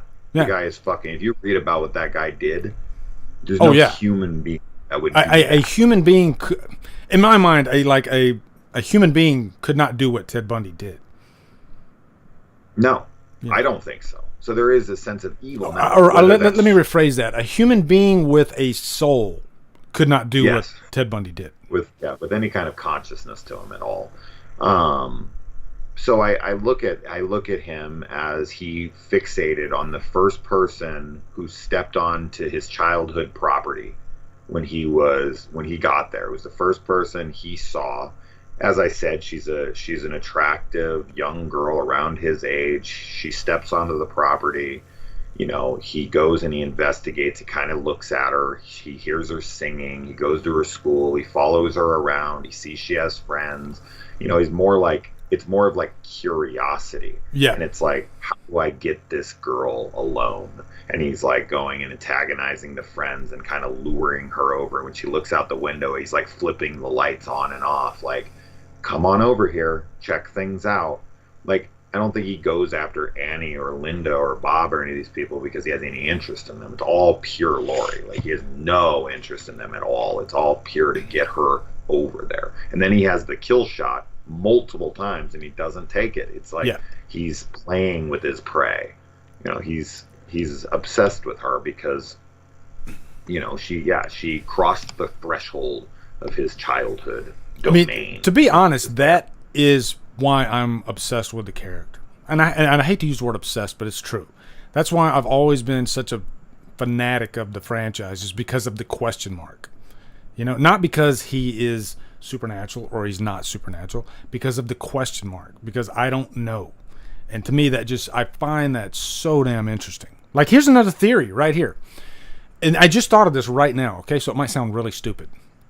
What if the house itself is some kind of like sacred ground? Like, whoever steps on that sacred ground, like it I don't know, it flips, like I said, it flips a switch with Myers, you know? Because I think there is something to that house. Am I stupid? But I think you're just going further down that rabbit hole of it's supernatural. Yeah. Now, whether or not you're saying like there's actually something that's happening when somebody steps onto the property, or whether or not he thinks it's like a sin for anyone to come to his homestead. Yeah. I mean, that would be two different things. But I don't think it's that deep. My curiosity of Michael Myers, I find it interesting though that you say that basically a faceless killer who doesn't speak is all that interesting to you, and I have like 1,000 movies to show you. You know, it's like that's kind of like that's the go-to for a lot of slasher movies. Well, you know, I think there's a lot of people that don't find Myers interesting because of just that, because he is a blank slate, and some people, they need more than a blank slate, you know, and I get that. I completely get that. I think maybe that's why I like movies that have a certain level of ambiguity. Like, I like an open end, as long as they give me enough in the narrative to help me to put the pieces together. I do like ambiguity in movies, and maybe that's part of what I like about Halloween. I think that's why we both love The Open House, is because of that ambiguity of the ending, of like this. There is no motive. Yep. And that to me is so scary. Like The Rental, the same thing. 100%. When I watched The Rental, because you told me, holy shit, it's my favorite film of the year, and I was gonna go to bed. Yeah. Like, I was like getting ready to sleep. I had a morning this and that, and you were like, it's my favorite movie of the year, and I'm like, okay, it has Allison Brie in it, and it's his favorite movie of the year. All right, I'm staying up. And when it happened, I was like, oh, this is The Open House. This is just The Open House. Again, you know, better. It was one of those things, too, like, right after I watched it, I thought immediately, I was like, everybody's going to love this movie. I literally thought that, because I felt like it was just so unique. And, yeah, it's a slasher, but it comes at it from a different angle. And so I thought immediately, I was like, oh, everybody's going to love this movie. And then I was surprised when I went on the internet after and people were saying The Rental, worst movie of the year. It's like, what? Which I kind of like when that happens too, though. Yeah. I mean, yeah, that's like half the movies I love every year. It's like, oh, it's going to be great. But I kind of have a really good gauge of what people are going to like and aren't going to like. I feel like any movie that challenges them too much or doesn't answer enough of their questions is just going to split the community too much. Yeah, it's polarized. So when I watched The Rental, like, I did not think, I was like, oh, this will be hated by a lot of people. This is too ambiguous. And this is just not climatic enough, and people are going to have problems with the characters. And I kind of all saw it coming from a mile away, but I didn't care. I loved it. So, anyways, Halloween Kills. 60. It's going to be good. Let's move on to the next one. 60 kills. I never gave my answer. Oh yeah, give me the number of kills you think it's going to have. 60. Okay, 60. I said 53. Okay, so we'll see. We'll see what happens. So if he does 18 in the first movie, he says 10 times that, and he's promoting that, and it's a slasher film on steroids. He's got to at least triple his number. If it comes out and there's 20 kills, I'm gonna fucking laugh my ass off, dude. 2 more kills in his first movie. Yeah. Steroids. It can't be. If it's 30, I'll laugh. That's nowhere near enough for what he's saying. 30 is nowhere near enough for what he's saying. No, anyway. No, he's saying on steroids, so it's got to be at least. I think I got a good number there. I think 53 is a good solid number. I have faith that Halloween Kills will be much better for me. I would love for Laurie Strode to die, like real early, just shock the shit out of everybody. But I don't know if they'll do that. I think they'd save her for Halloween Ends. Maybe she'll go down in a blaze of glory with him, right? Yeah. They'll kill each other.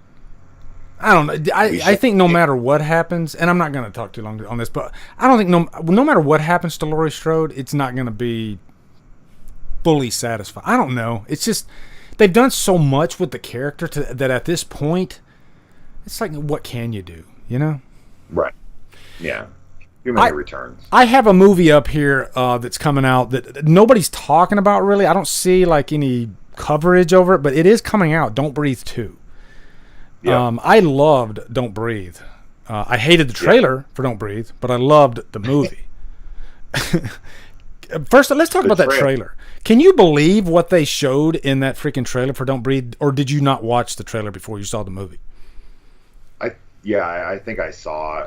I think I saw all of it, and I was like, "Cool! I just saw the whole movie. Fun. Thanks." Yeah, thanks for that. Yeah, but I mean, I didn't see the I didn't see the turkey baster of cum in the mouth. But outside of that, but I mean, that would have been the biggest selling point. I mean, like when you see that girl at the tail end of the trailer, come, and I'm like, oh my god, I can't believe you guys just showed us that. Like, why would you do? You already had me with the premise alone. Yeah. So, I don't know, but I like the blind man. It's an interesting story. You know anything about this? I don't know anything about the plot. I won't say anything though, because I did find out what the premise is, and I'm quite intrigued because it's not what you were thinking it is. Oh, really? Okay. And you think it's something that we probably shouldn't say because it's too much?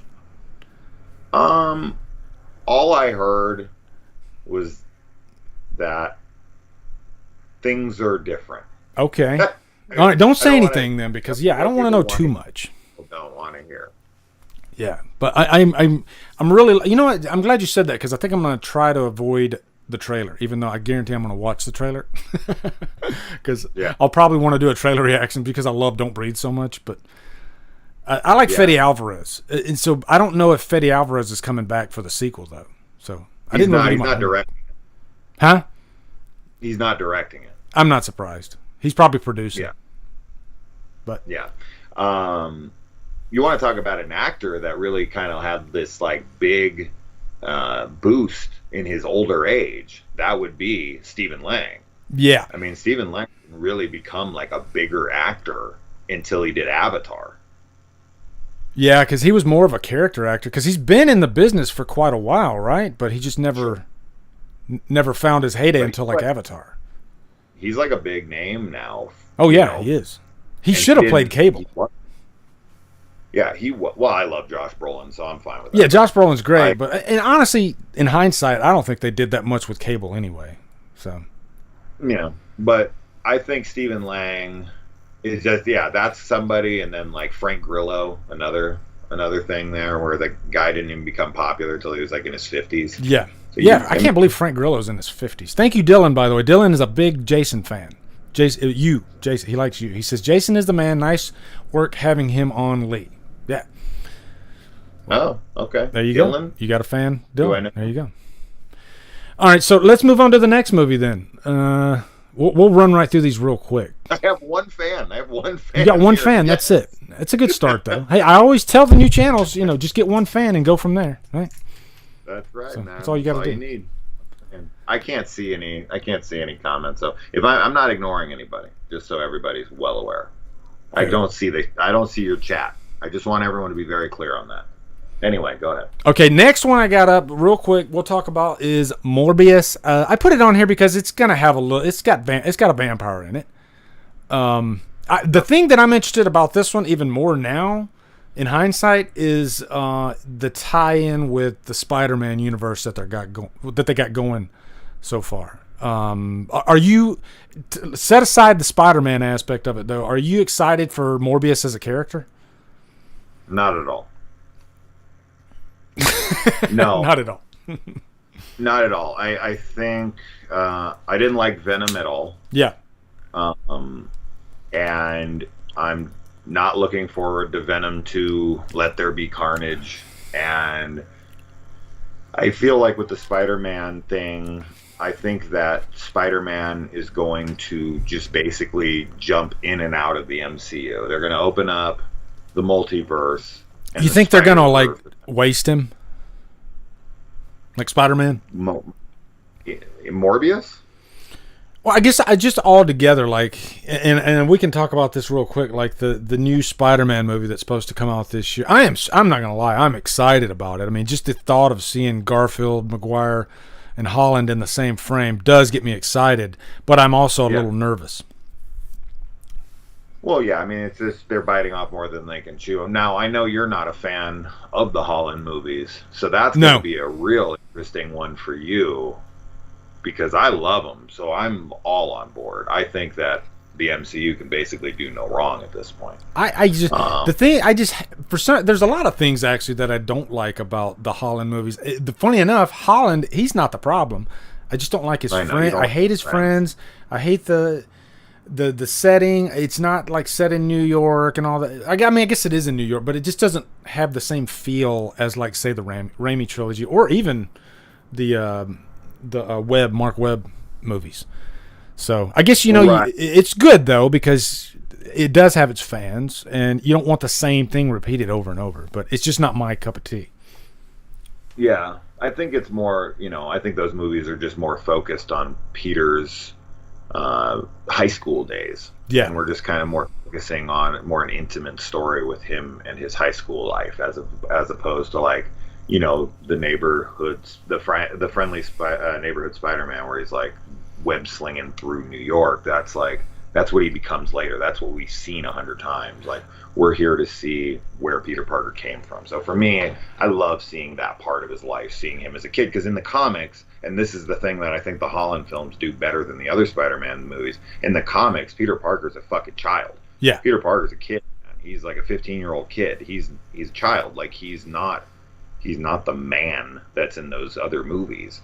And for me, this is just the best representation of Spider-Man, of just like this kid who's dealing with his powers, and he's dealing with his friends and his love life, and he has to pick between the girl and his real life. Like, I don't know, I love that shit. But anyway, as far as Morbius goes, I'll check it out. I like Jared Leto. I think he gets unfairly hated for his Joker performance, but I'm definitely I'll watch it, but yeah, I'm not. I'll be shocked if it's great. I think it'll be a little bit better than Wonder Woman 84. Oh fuck! I hope so. I hope so. Yeah, Wonder Woman 84 is that's got some major problems. So I'm hoping Morbius is better than Wonder Woman 84. Okay. Yeah. I'm not expecting much though. All right, let me go to the moving next on one. from. Yeah, I couldn't care less. Yeah. Spiral. Are you a Saw fan? You know I am. Okay. I've only love watched the Saw, sequels man. once. So. Yeah. So like, I'm a total Saw fanboy. I love the whole franchise. I've blown all the films on my channel enough. If you know my channel, if you've watched me enough, I'm a total Saw fanboy.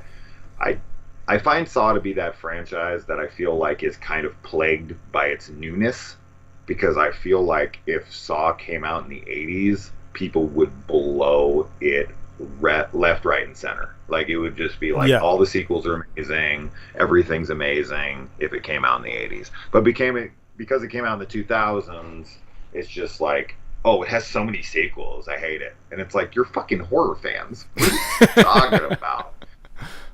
For me, it's not that it has so many sequels. I think for me, I thought the story got pretty. I thought the story went up its own ass. It got pretty convoluted. But like I said, I've only seen the sequels one time, but I was just like, God, this is too much. Like, what are they doing? So I do need to go back and rewatch it and give it another shake, though, because I'll challenge you this. Here we go. How about this? Watch them back to back to back to back. Like, straight in a row. You got to do it. Especially 3 and 4. Those have to be watched back to back. But watch them in a row. No breaking up any other films, anything. Watch them all in a row, and then come to me. And if you can stump me with a plot hole, I'll give you anything. All right, that's fair. That's fair. As convoluted as people may think it is, it's so intricately woven. It's really, really well constructed, and I will harp on this all day. Like, to think that these guys made one of these per year and how seamless it actually is fucking phenomenal. So the fact that Chris Rock is bringing this back, he obviously has something serious that they got Darren Lynn Bousman to return, who directed 2 through 4. They got the writers of Jigsaw to come and pen the screenplay. Chris Rock and Samuel Jackson are fucking starring in the movie. They have a lot of faith in this project. Dude, you transitioned perfectly, because I am excited for Spiral, because have you seen The Bone Collector? Yeah. For some reason, that movie just like jumped out at me when I watched the trailer for Spiral. It just felt refreshing. And I like that I don't know a lot about the plot at all. Like, this could be a spinoff. And that's just me speculating. I don't know. It might not be straight down the Saw road like the Saw movies are. It might be veering off somewhere. I like that. It's supposed to be spin off. Yeah. So I'm excited for Spiral. You know, even though I'm not the biggest Saw fan, I'm liking that they're mixing it up a little bit. The only thing that I can say about Spiral from the Book of Saw is, the only thing I beg of them, even if the movie sucks, do not fuck with the continuity of Saw. That's all I ask. If you fuck with the continuity of Saw, you will piss me off beyond, because that is the Here's what I think. I think they're not going to fuck with the continuity, and I think they're probably going to just give you a couple little lines, maybe at the police station. They'll probably like mention, you know, this happened a couple years ago, just a quick line, and then they're going to focus on their story. I bet that's what's going to happen. Totally fine with that. And I'm fine with that. That's it. They're going to do I don't think they're going to do an H2O where we're completely ignoring 4, 5, and 6. Going to ignore everything but the first one. Yeah. If they did that movie. If they did that, I would say fuck you. Yeah. How many of these movies are they going to give the original name of the film whilst being a sequel? Oh, Jesus. It's fucking... that's annoying. They keep doing it, man. It's annoying. They keep doing it. It's driving me crazy. It's like the new thing, you know? They're scared to give it a number these days, I guess. I don't know. Is the new Texas Chainsaw Massacre called Texas Chainsaw Massacre? If it is, dude, fucking forget it. I'm so fucking annoyed by this. Because that's supposed to be a sequel to the first one, like Texas Chainsaw 3D. Another movie that I love that everybody hates. Yeah. But do your thing, cuz. Do you think, cuz? Dude, I will defend that line to my grave. You know why? Because it fits in with the Sawyer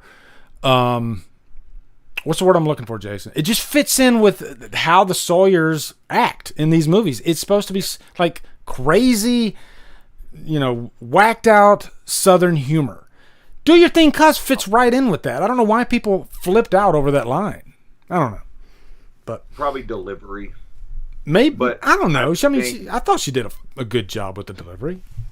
I'll tell you this outright: if Alexandra Daddario. was in front of me, I would not say a bad word about anything she's ever done in her entire life.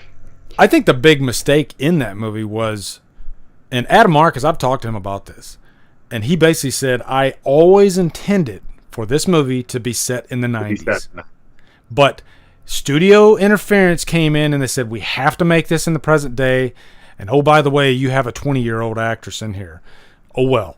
I don't understand. I've argued this on my channel fucking so many times at this point, where it's like literally all you had to do was put them in flannels and Converse. Yeah. And just have a car in it from the 90s and take the cell phone out of the movie. That's what I was going to say. They literally have a cell phone is the only thing really that makes it in the present day for the most part. Yeah, I mean, arguably, you could just fucking take the FaceTime scene out of the movie, and it's the 90s. Welcome to Texas, motherfucker. Oh, Jason, there was somebody in here, they said, please tell Jason hi for me. So I want to tell you hi for him. Hold on, where is it? Guillermo, I think. Oh, Guillermo Canales? Yeah, he said, please tell Jason hi for me. So there you go. Did you see that video where someone sent me 49 movies? No. Yeah, somebody sent me 49 films in the mail, and that's not all he's ever sent me, but that's who sent me those. So oh, cool. Yeah, you. Some Neats sent me a lot of VHS tapes, like a lot of VHS tapes. He's an awesome guy. Some Neat. I think he's in there too. I think I saw Some Neat. Yeah, but he knows I love VHS. But I told him, I was like, Some Neat. Now you don't have to send me. Like, I'm really picky with VHS. Like I have to have like certain deep cut horror movies. That's what I'm looking for, But yeah, I'm very thankful. All right, let me go to the next movie. Hold on. All right, so I'm gonna. Yes, I'm over the moon for the next Saw movie. I love the franchise. So yeah, answer your question. Yes, 1,000,000% yes. Day one, for sure. Anyway. Oh, I'm in there. Yeah. Up. Now I'll quickly, because we talked about Morbius. I got Venom up here. Venom 2. By the way, I liked Venom. It's not perfect. It's got major problems, but I didn't like the villain at all. But I did like Tom Hardy as Venom, and I liked Venom the character, how they went back and forth with each other. I had a fun time with it, and I felt like we finally got an actual Venom movie. But like I said, it wasn't the greatest thing. That's so funny. You mentioned the villain and how much you didn't like him. I'm sitting here in my head like, I don't even know who the fucking villain was. Exactly. I can't even remember. The most forgettable villain. And I think one problem is he looked too much like Venom. You don't want your villain to look like the good guy. Like exactly like the good guy. Wait. It's like Riz Ahmed. Yeah. Oh, that's which Riz Ahmed is fucking awesome. I mean, he's Sound of Metal. That's best movie of the year in my mind. But he just didn't make a good... And it's not really his fault. I just didn't like... I don't even remember the villain name, if I'm being honest. No. So, I don't remember the movie almost at all. Tom Hardy made the movie. That's pretty much what but for Venom 2, I'm looking forward to that because you can expand on the story. You got Woody Harrelson as Carnage, which I'm not sure about that casting. We'll see. And it might tie in with Spider-Man because, man, I tell you, when you put Spider-Man and Venom together, that gets my nipples hard. That gets me excited. I like when those two are together. And they didn't really get a good go at each other in Spider-Man 3. So sure. So what are your thoughts on Venom 2? Not much. Okay, cool. I wasn't a fan of the first one, and I can't say I have any interest in this one. If I never saw it, I wouldn't care. Yeah. All right. Yeah. Let's move forward to Candyman. I'll let you start. What do you think about this new Candyman? Are you excited? Yeah, I mean, I like however you say this guy's name. He's playing Black. Is it Black Mantis? Yeah. Yeah. Aquaman movie. Yeah.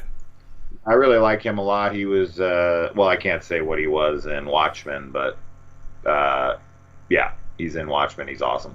But yeah, supposedly this is a sequel to the first movie. Yep, that's that excites me.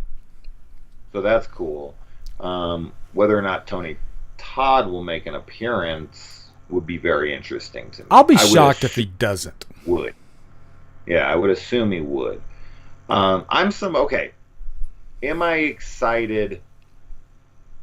I'll go with mildly. And the reason I'm mildly excited is the reason I would be on the side of excited would be because I really like the actor.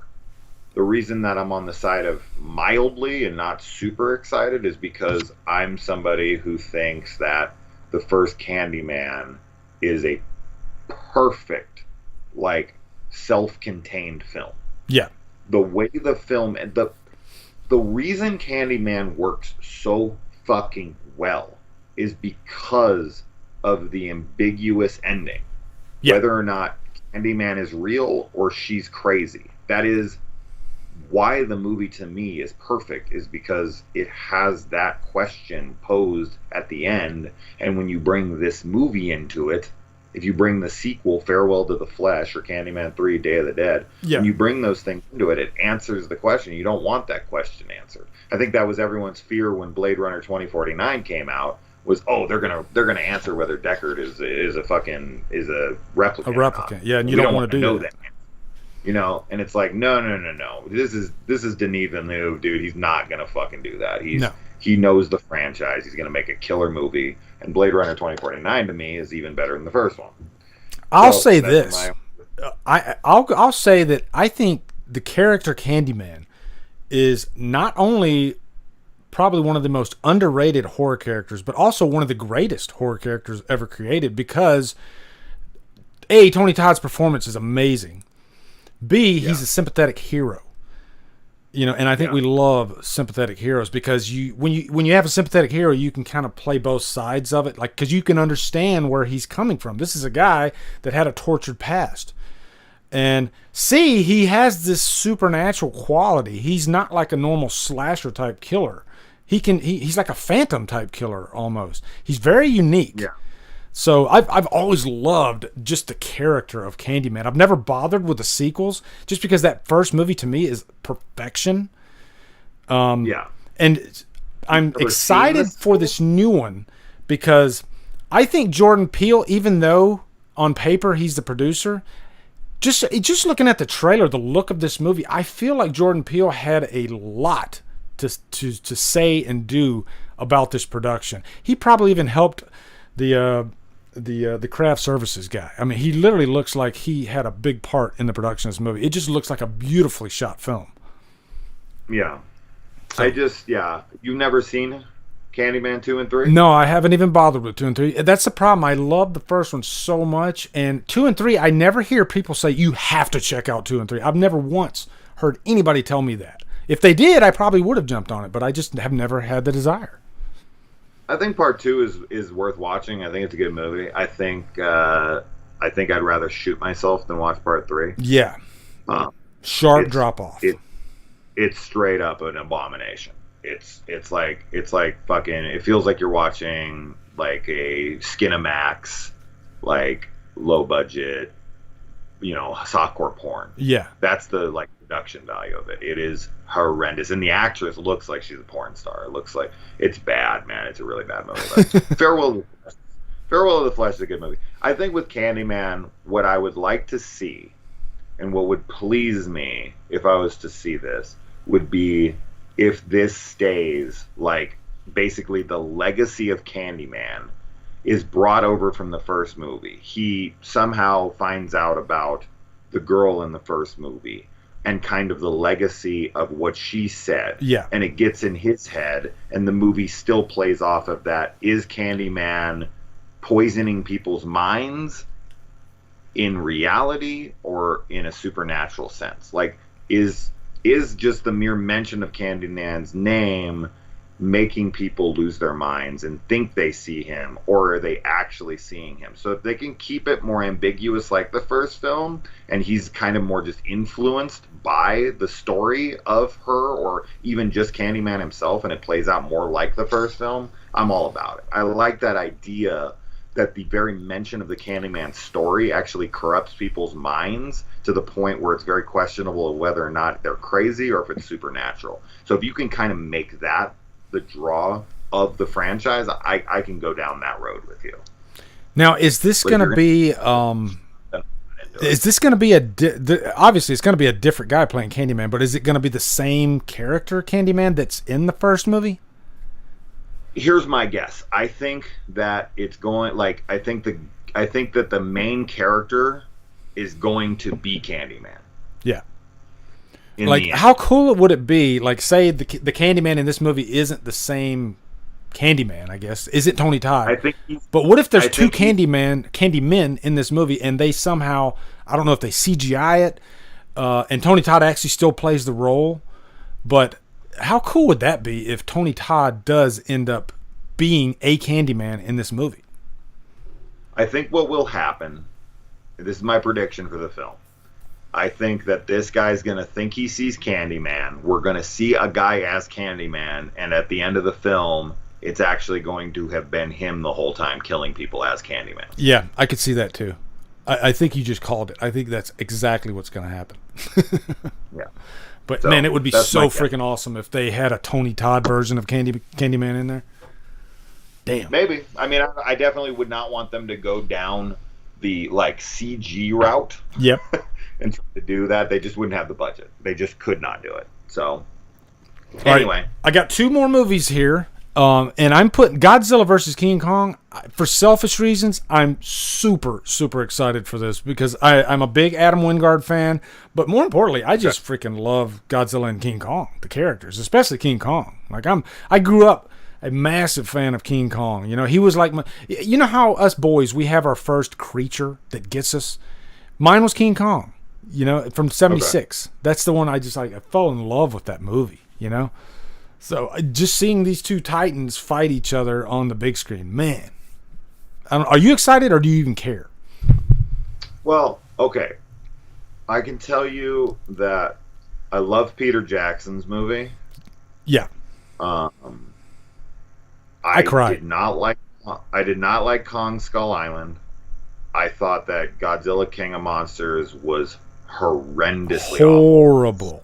Horrible. And thought that Godzilla was fine. I thought that, completely agree. I think it, on my first viewing, I quite liked it. On my second viewing, I was like, oh, okay, I don't like it as much. It's all right. Yeah. I like it okay. Like King of the Monsters, there were a lot of, I guess if you're really, really, really into the Godzilla lore and I guess the Toho movies and all that, there was a lot of people that loved King of the Monsters. But for me, I'm a character guy. And if you give me characters that I want to throw pickles at, then that really takes me out of the movie. And I hated the characters in King of the Monsters. Thank you, Maurice. What's up, brother? The motives for people in Kong, or in Godzilla King of the Monsters was just, I couldn't even believe it. Stupid. Like when I walked out of the theater, I was almost legitimately angry. I was like, that was seriously your fucking your plan reasoning? Was to release all these titans to save the world? Are you fucking kidding me? Dude, don't even get me started. So my answer to the question would be, there's been 3 films in this franchise so far, and the best of them to me is okay. Yeah. How many times have you watched Skull Island? Once, and then a bunch of times, in clips. Oh, okay. Because I'd say give it another full watch. Because that's what happened to me. The first time I watched it, I wasn't that blown away. I thought it kind of sucked. But the second time, I had a good time with it. I mean, I like everybody in it. I like Samuel Jackson. I like Tom Hiddleston. I like Brie Larson. I like who was John C. Reilly, right? John C. Reilly was great in it. Yeah, he's funny in it. He's funny. So I like everybody involved in it. So I'm a John C. Reilly fan. I love John C. Reilly anyway. I don't know, man. My question is, even the big upscaled King Kong in Skull Island is nowhere near the size of fucking Godzilla. I said that exact same thing, and a lot of people corrected me on that in the comments. They told me that Skull Island, it takes place in the 70s for a reason, because Kong is supposed to be like a teenager or something. Right. So he's supposed to grow like as big as Godzilla. Okay. Are you going to want... Okay. Imagine a King Kong the size of the Empire State Building. Well, even Godzilla's not the size of the Empire State Building, is he? He is in Godzilla. Oh, I guess he is. Yeah, I guess he is. Hey, that's the far stretch for me. Like, you can tell me that all day, but I can't buy that King Kong is that fucking big. Especially if you look how big he is in like the Jackson movie. He looks like he could maybe, dunk a basketball goal or something. No, for sure. Like it's like 25 feet. In any King Kong movie we've ever seen, he climbs the Empire State Building. Yeah, and it takes him a fucking day to get up there. Huh? And it takes him like a day just to get up there. So, exactly. When he falls from it, he dies from the fall because of how high up it is. And now he's going to be the size of it? Yeah, that's a good point. That's a really good point, actually. I get if you want to make him like another freaking 50 feet taller, but to make him as big as the Empire State Building... It's kind of weird. By the way, one of my all-time favorite trailers, not movie, trailers, Godzilla 1998. That first teaser trailer, I think, was one of the coolest freaking trailers when he's in the water. The foot down and the fisherman. The T-Rex. Yeah, you got the guy fishing, and then you see the water like swell.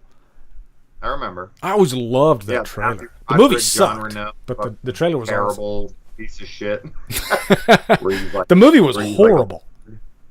Horrible movie. Yeah. Horrible fucking movie. You got all these Godzilla looked stupid, and then you had all these like little baby iguanas running around at the end. Like, what am I watching?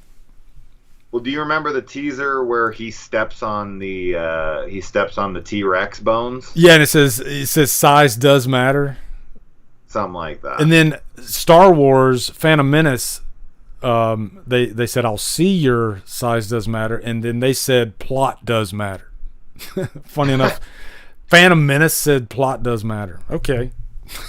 There's a lot of plot in Phantom. There weren't any Senate hearings in Godzilla. No Senate hearings in Kong. Yeah. Or Godzilla. Yeah. So, all right, on to the last one. Here we go. Wrong Turn. I was gonna start with this one, but I figured, hey, we'll end with it. Wrong Turn.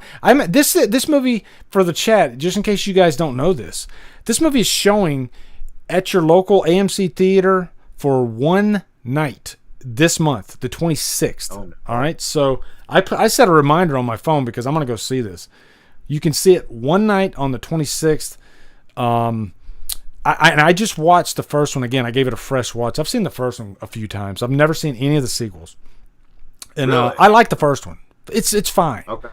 It doesn't compare to Hills Have Eyes remake, but it's fine. It does what it needs to do. What do you think about the original? I like it. I like it a lot. I've seen all 6, of course. I own all 6 actually, and I reviewed all of them on my channel very early on. Yeah. My channel. But as far as the original Wrong Turn, I really enjoy. Me too. It's fun. It's okay. I will say this about the one night only. The only reason that I'm not harsher on what you just said is because I know this is like pandemic days. Yeah. So this is a little different. But every movie that I've ever seen that has a one night screening only sucks. Yeah. I've never seen a movie in my memory off the top of my head, because I'm sitting here thinking about now granted, there's going to be people who will disagree with me on these titles, but like fucking 3 from Hell, which I thought was terrible. I liked 3 from Hell. That's good. I'm glad you did. I just could not find any enjoyment in it. Surprisingly, because I swear to God, when I went into 3 from Hell, I thought it was going to suck ass because I wasn't a fan of 31 at all. I wasn't a fan. No. So his track record wasn't that good as of late. So when I saw 3 from Hell, I thought for sure, I was like, this is going to suck. I ended up having a great time with the characters. And he toned it down quite a bit with the shock value. And he just really focused on the characters. And I loved Clint Howard in it. That scene with the clown, that scene was fucking hilarious. Straight to clown heaven. And he freaking, oh man, I love that. So it surprised me. I liked it. Anyway, keep going. What else you got? Well, another title that I guarantee you we would agree on if you saw it, which I doubt you did, would be Jeepers Creepers 3. No, I've heard that. I heard that is atrocious. Yeah, I drove all the way. I drove 2 hours to fucking see that thing, dude, on the one night only. If you want to see one of the most angry reviews I've ever given, that's the one. I lit that movie up, dude. Matter of fact, I've never met one person that liked Jeepers Creepers 3. Not one. They don't exist. Yeah. And then that Hanukkah movie. I don't know. You probably never No, saw that. no, I haven't even heard of it. So like any of those one night only movies is usually like, oh hey, we got a movie that sucks and we want to try to get everyone in the theater for one night so that word of mouth can't kill our movie. I hope that's not true here. Yeah. I mean, obviously we both know a guy that's in the movie, so yeah, Damien. But yeah, I mean, dude, I sat through fucking Wrong Turn 6. Okay, so I can sit through this one. I tried to watch 10 minutes of Wrong Turn 2 the other night. You didn't like it. Well, I can't give you a fair assessment because I saw like 10 minutes of it and I was just like, God, the freaking quality went down quite a bit from the first movie. So I have to get myself in the right mindset, I guess, because I was expecting it to be the same quality as the first one. Not the case, but it looks like it's got some good kills out the gate. So I don't know. I'm going to give it a fair shake, though. The opening kill is fucking crazy. Oh, it's insane. I love that opening kill. It's chicken half, and it looks real. It's wild. Yeah, that was a good opening kill. It was. I'll give you that. Yeah. But we shall see. But I think it could be good. You could be onto something with the opening night. I think it's smart of them to do it during the pandemic like this because at least they have a cover. Like, hey, we're only doing this because theaters aren't doing that much business anyway these days. So we'll see. I mean, the trailer looks really good production wise. So I think that's actually kind of a shitty plan. Yeah. Because there's only two ways that can go. It can either be A, the theater won't allow more than a certain amount of people in the theater anyways. Yeah. Or B, they're gonna let like people all sit next to each other, which isn't gonna be very good for people. Yep. So I just don't know how that's gonna even work out. I mean, have you been to the theater during the pandemic? Yeah, I saw Tenet. I saw the New Mutants. Yeah. I've seen maybe 3 or 4 movies. Yeah, I saw Possessor. They were showing that at like I drove about an hour away to see Possessor, and I loved it. But me and my wife were the only ones in the theater to see that. Oh wow! And the manager tried to talk us out of it because it was the uncut version, and he said, "We're trying to get this movie removed." And I got to warn you, this movie's very bloody, and I don't think it might not be what you're expecting. And I was like, I got this. I'm good, sir. And so you're like, here's my card. Yeah. Drumdums, DRUM. I review horror movies. Go fuck yourself. No, he was a nice guy, but I was laughing. I was like, I think I'm okay with this. And literally, there was one scene that had, to me, felt shocking violence-wise. So I was like, yeah, I've seen worse. Yeah. Really, really good, for sure. It was great, though, yeah. Great freaking movie. I got a fuck ton here to talk about really quick. I won't spend too much time talking about, but I did make a good amount of list here for movies that I think are very much looking, we should look forward to in 2021, since we're doing that. And I only did horror because we had agreed we were actually going to try to talk all films and all TV. And now we're like 2 hours and 20 minutes in, and I'm like, holy shit. Oh yeah, I'm already over because I usually stop these things at 10, but I knew there's no way we were going to get everything covered. So, but what we can do is you can tell me give me maybe like 3 that you're really, really looking forward to that we might not have mentioned, and maybe I can beg you to come back on, and we could probably do another episode of this if you want. Oh, you're wanting to get off. Okay. Yeah. But yeah, give me like 3 that you're really looking forward You to. asshole. I sat here for an hour and a half today making this list. Shit, man, I wish you would have told me, damn it. I told you I had a list. I didn't know it was going to be that long. Jesus. Yeah, man. I sat here and I went through everything, and I found like every horror movie worth mentioning in 2021 that I'm aware is coming out, and every horror television show that I'm aware that's coming out. Dude, I take this shit seriously. I know you do, and that's what I'm saying. I want to do another episode of this because I know we could easily fill 2 more hours. But well, okay, I'll tell you. Okay, number 1. I can't believe you didn't mention a few of these. Okay, go ahead. One I would say is definitely not on your radar, that everyone should be looking for, and this is just pure fun insanity, and this is from director Steven Katansky, okay, who did The Void, and he did Leprechaun Returns, which is fucking hilarious if you haven't seen it, and it's really gory and fucking fun as hell. He's part of Astron 6, so if you don't know who Steven Katansky is, he's fucking amazing. The Void is amazing, yeah. He's making a horror comedy. It comes out this month, and it's actually my buddy Jeremy Todd Moorhead's most anticipated movie, and he's a horror fanatic like us. Yeah. Hardcore horror fanatic like us. It's his most anticipated movie of all time.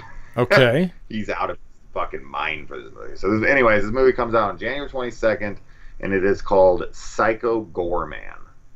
And okay. You gotta watch the trailer. It kind of reminds me of like, I'll let you get a gauge of it yourself, and you tell me what it reminds you of, and we'll compare notes after. Okay. But it looks like just pure insanity, fun, fucking craziness. But it's that low budget B movie craziness. Kind of like She Kills. Returning to his like Astron 6 kind of style, if you ever saw like Father's Day or any of those kinds of movies. Sounds interesting. So that's one this month, because I listed out everything coming out in January just because we're in January. Yeah. And I wanted to tell everyone what to look forward to in January, but I guess that's the one I get. Fucking prick. See, and that's one thing I didn't tell my audience about you too. I mean, I'm sure most of them know this anyway, but man, you know a lot of those like deep cut, even current movies that most horror reviewers are not going to even know about or cover. And that's what's great about your channel is like you cover a lot of stuff that most people wouldn't even think about. So because you can't. I mean, I give my buddy Dave from Exploding Heads Horror Movie Podcast a lot of shit about this. I called him out recently on his Facebook group about this, and I made fun of him, and everyone laughed because it's true. It's like he loves to shit on people for watching all these crappy movies. Yeah. But then he himself goes on to IMDb or he goes onto a site to look at what the reviews are for the movie, and he's like, well, can't you tell it's a shitty movie? It has all these low ratings. And I'm like, how the fuck do you think it got those low ratings, asshole? Because people like me watched it, you fucking clown. So you shit on us for watching it, but then you depend on our review for it, you fuck. you fuck. The worst. Don't shit on people for watching a movie that you avoid because it has a low rating. Yeah, completely agree. You think the rating magically appears? Plus, it's independent horror, and I like to support independent horror more than any other type because they need it the most. And here's another thing, and here's another fucking very important thing. If someone like me doesn't watch it, then all that you're going to get on IMDb is their friends rating it 10 out of 10. Mm-hmm.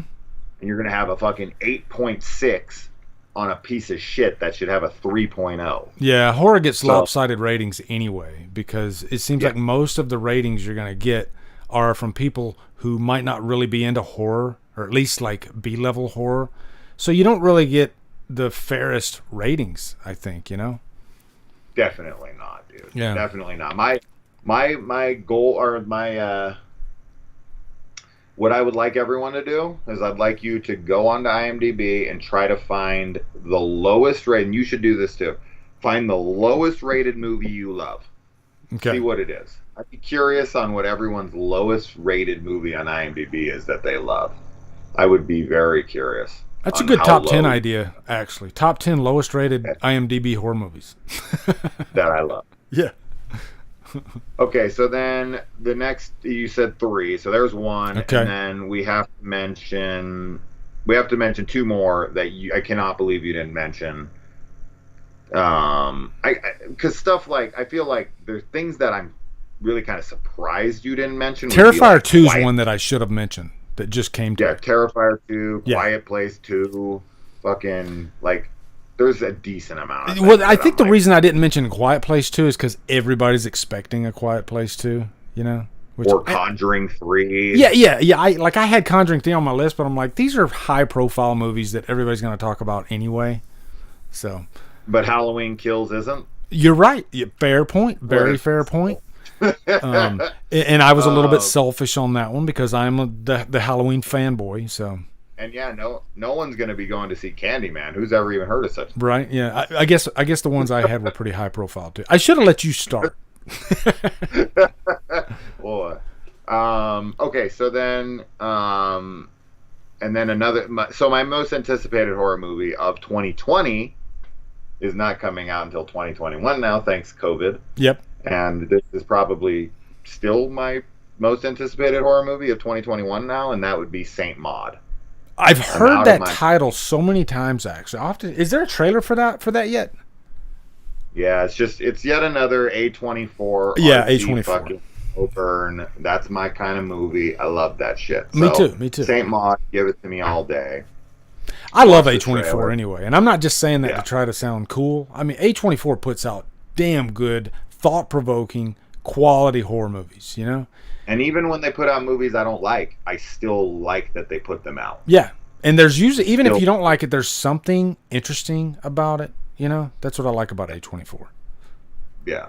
Yeah. And then last, I guess, I will have to say probably one of the most anticipated horror movies of the year for most horror fans is Antlers. Yeah. And this is something. Antlers does look good. And it's got the guy from Breaking Bad. Todd, that's in everything lately. Discount Matt. Well, I don't want to say discount, but he looks like Matt Damon. Yeah. Yeah. So okay. Well, I guess that's it for me. Fuck my list. I felt horrible. Damn it. Okay. Hey. Seriously, are you gonna? We could do this next Thursday if you want. We could continue and we could talk about those movies in depth if you're up for it.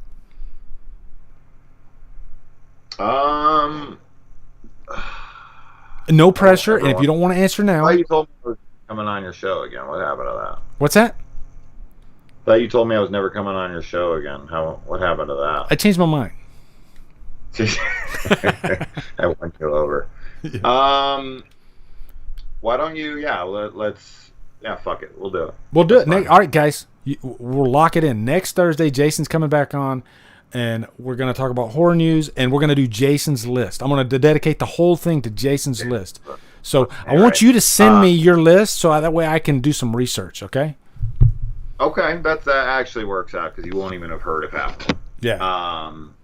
But actually, really quick, before we jump off, just because we're going to wait a little bit on this one, yep. I'm just going to read off a couple titles from January. Okay. So on January 12th, there's a movie called Horizon Line coming out about two people that are in a very small one-engine plane, and something happens to the pilot, and they're just flying around, and neither one of them have any idea what to do. Okay. And they're just flying there, and they're like, I don't fucking know how to land a plane. I don't know anything. And it stars the girl from The Perfection and Get Out. You know, that main girl. Oh, yeah. Yeah. So that looks like it'll be interesting. Are you not talking about Marnie from Girls, are you? From The Perfection? The main character? Is that the girl from Perfection? The main girl from Perfection? Yeah, she's in Girls. Okay. Yeah. I've never seen it. The one with Adam Driver, right? Yeah. Yeah, she's great in Girls. Girls is a good show, actually. Never seen it. So yeah, look forward. I like those kinds of anything can happen, everything that bad can happen happens kinds of movies. I just love movies like that. So I'm looking forward. The Perfection was excellent. And then January 14th on Shudder, Hunted, which is a new take on Red Riding Hood, except for Red Riding Hood was hunting the wolf. So that looks interesting. So then on January 15th, there's a movie called Don't Tell a Soul with the kid who plays Eddie Kaspbrak in the It movies. Nice. And Rainn Wilson. That looks really interesting. About kids that are stealing something for their sick mom, and then a security guard's chasing after him, and then something happens, and they have to make like moral choices. Dude, this is a great idea, actually. And I'm thinking, like, when you send me your list, I'm gonna like publicly post it for the audience so they can like do their own research too. And because I like talking about lesser known films anyway, especially stuff like out of Shudder, because Shudder's really been stepping up their game lately. So it's actually a great idea. Yeah. And then Psycho Goer Man is on the 22nd, and then finally, and I'll find more movies for January just because I like doing that, and then the rest of the year I'll just keep to what I have. But then lastly is a movie called The Queen of Black Magic on January 28th. I watched a trailer to that. Yeah, that looks interesting. It's like an Indonesian film. If you like stuff like Impedagore. Oh yeah. Yeah, it looks like something like that, and I think that's a Shudder film. I like foreign stuff anyway. Yeah, not all of it, but you know, foreign stuff can like. I just saw. Have you seen Gonjam Haunted Asylum? South Korean. Yeah. Yep. That was good, man. I just saw that. That's the last thing I reviewed actually, but I love stuff like that. Now I'm not even like a found footage guy, but that shit was freaky as hell. So there's a recommendation for the audience. Gonjam Haunted Asylum. It's on Amazon Prime right now, so you can watch it for free if you got Amazon Prime. Go check it out, guys. Go check it out, man. We're gonna be covering Jason's deep cuts next Thursday. All right, so bring your notebooks and be prepared. We might even watch a few trailers live together. Okay. They're fun. Fuck yeah, man. Let's do it. Let's do it. And lastly, we're gonna only talk about that. That's We're gonna get right into it. Boom. As soon as we're on. First thing we're going to talk about, no Halloween talk. No Halloween talk whatsoever. Okay? No. Okay, cool. Because we talked about Halloween too much. All right, buddy. Cool, brother. Thanks for coming. Sinister Cinema Reviews, guys. If you don't know him, check out his channel, Sinister Cinema Reviews. He's one of the greatest horror reviewers I think out there. He's really awesome. So, you guys already know that. You watched him for 2 hours. He knows his shit. All right? Not that good. And he always accuses me of copying him. So, that's cool. Okay. But I'll never admit it. All right, buddy. So.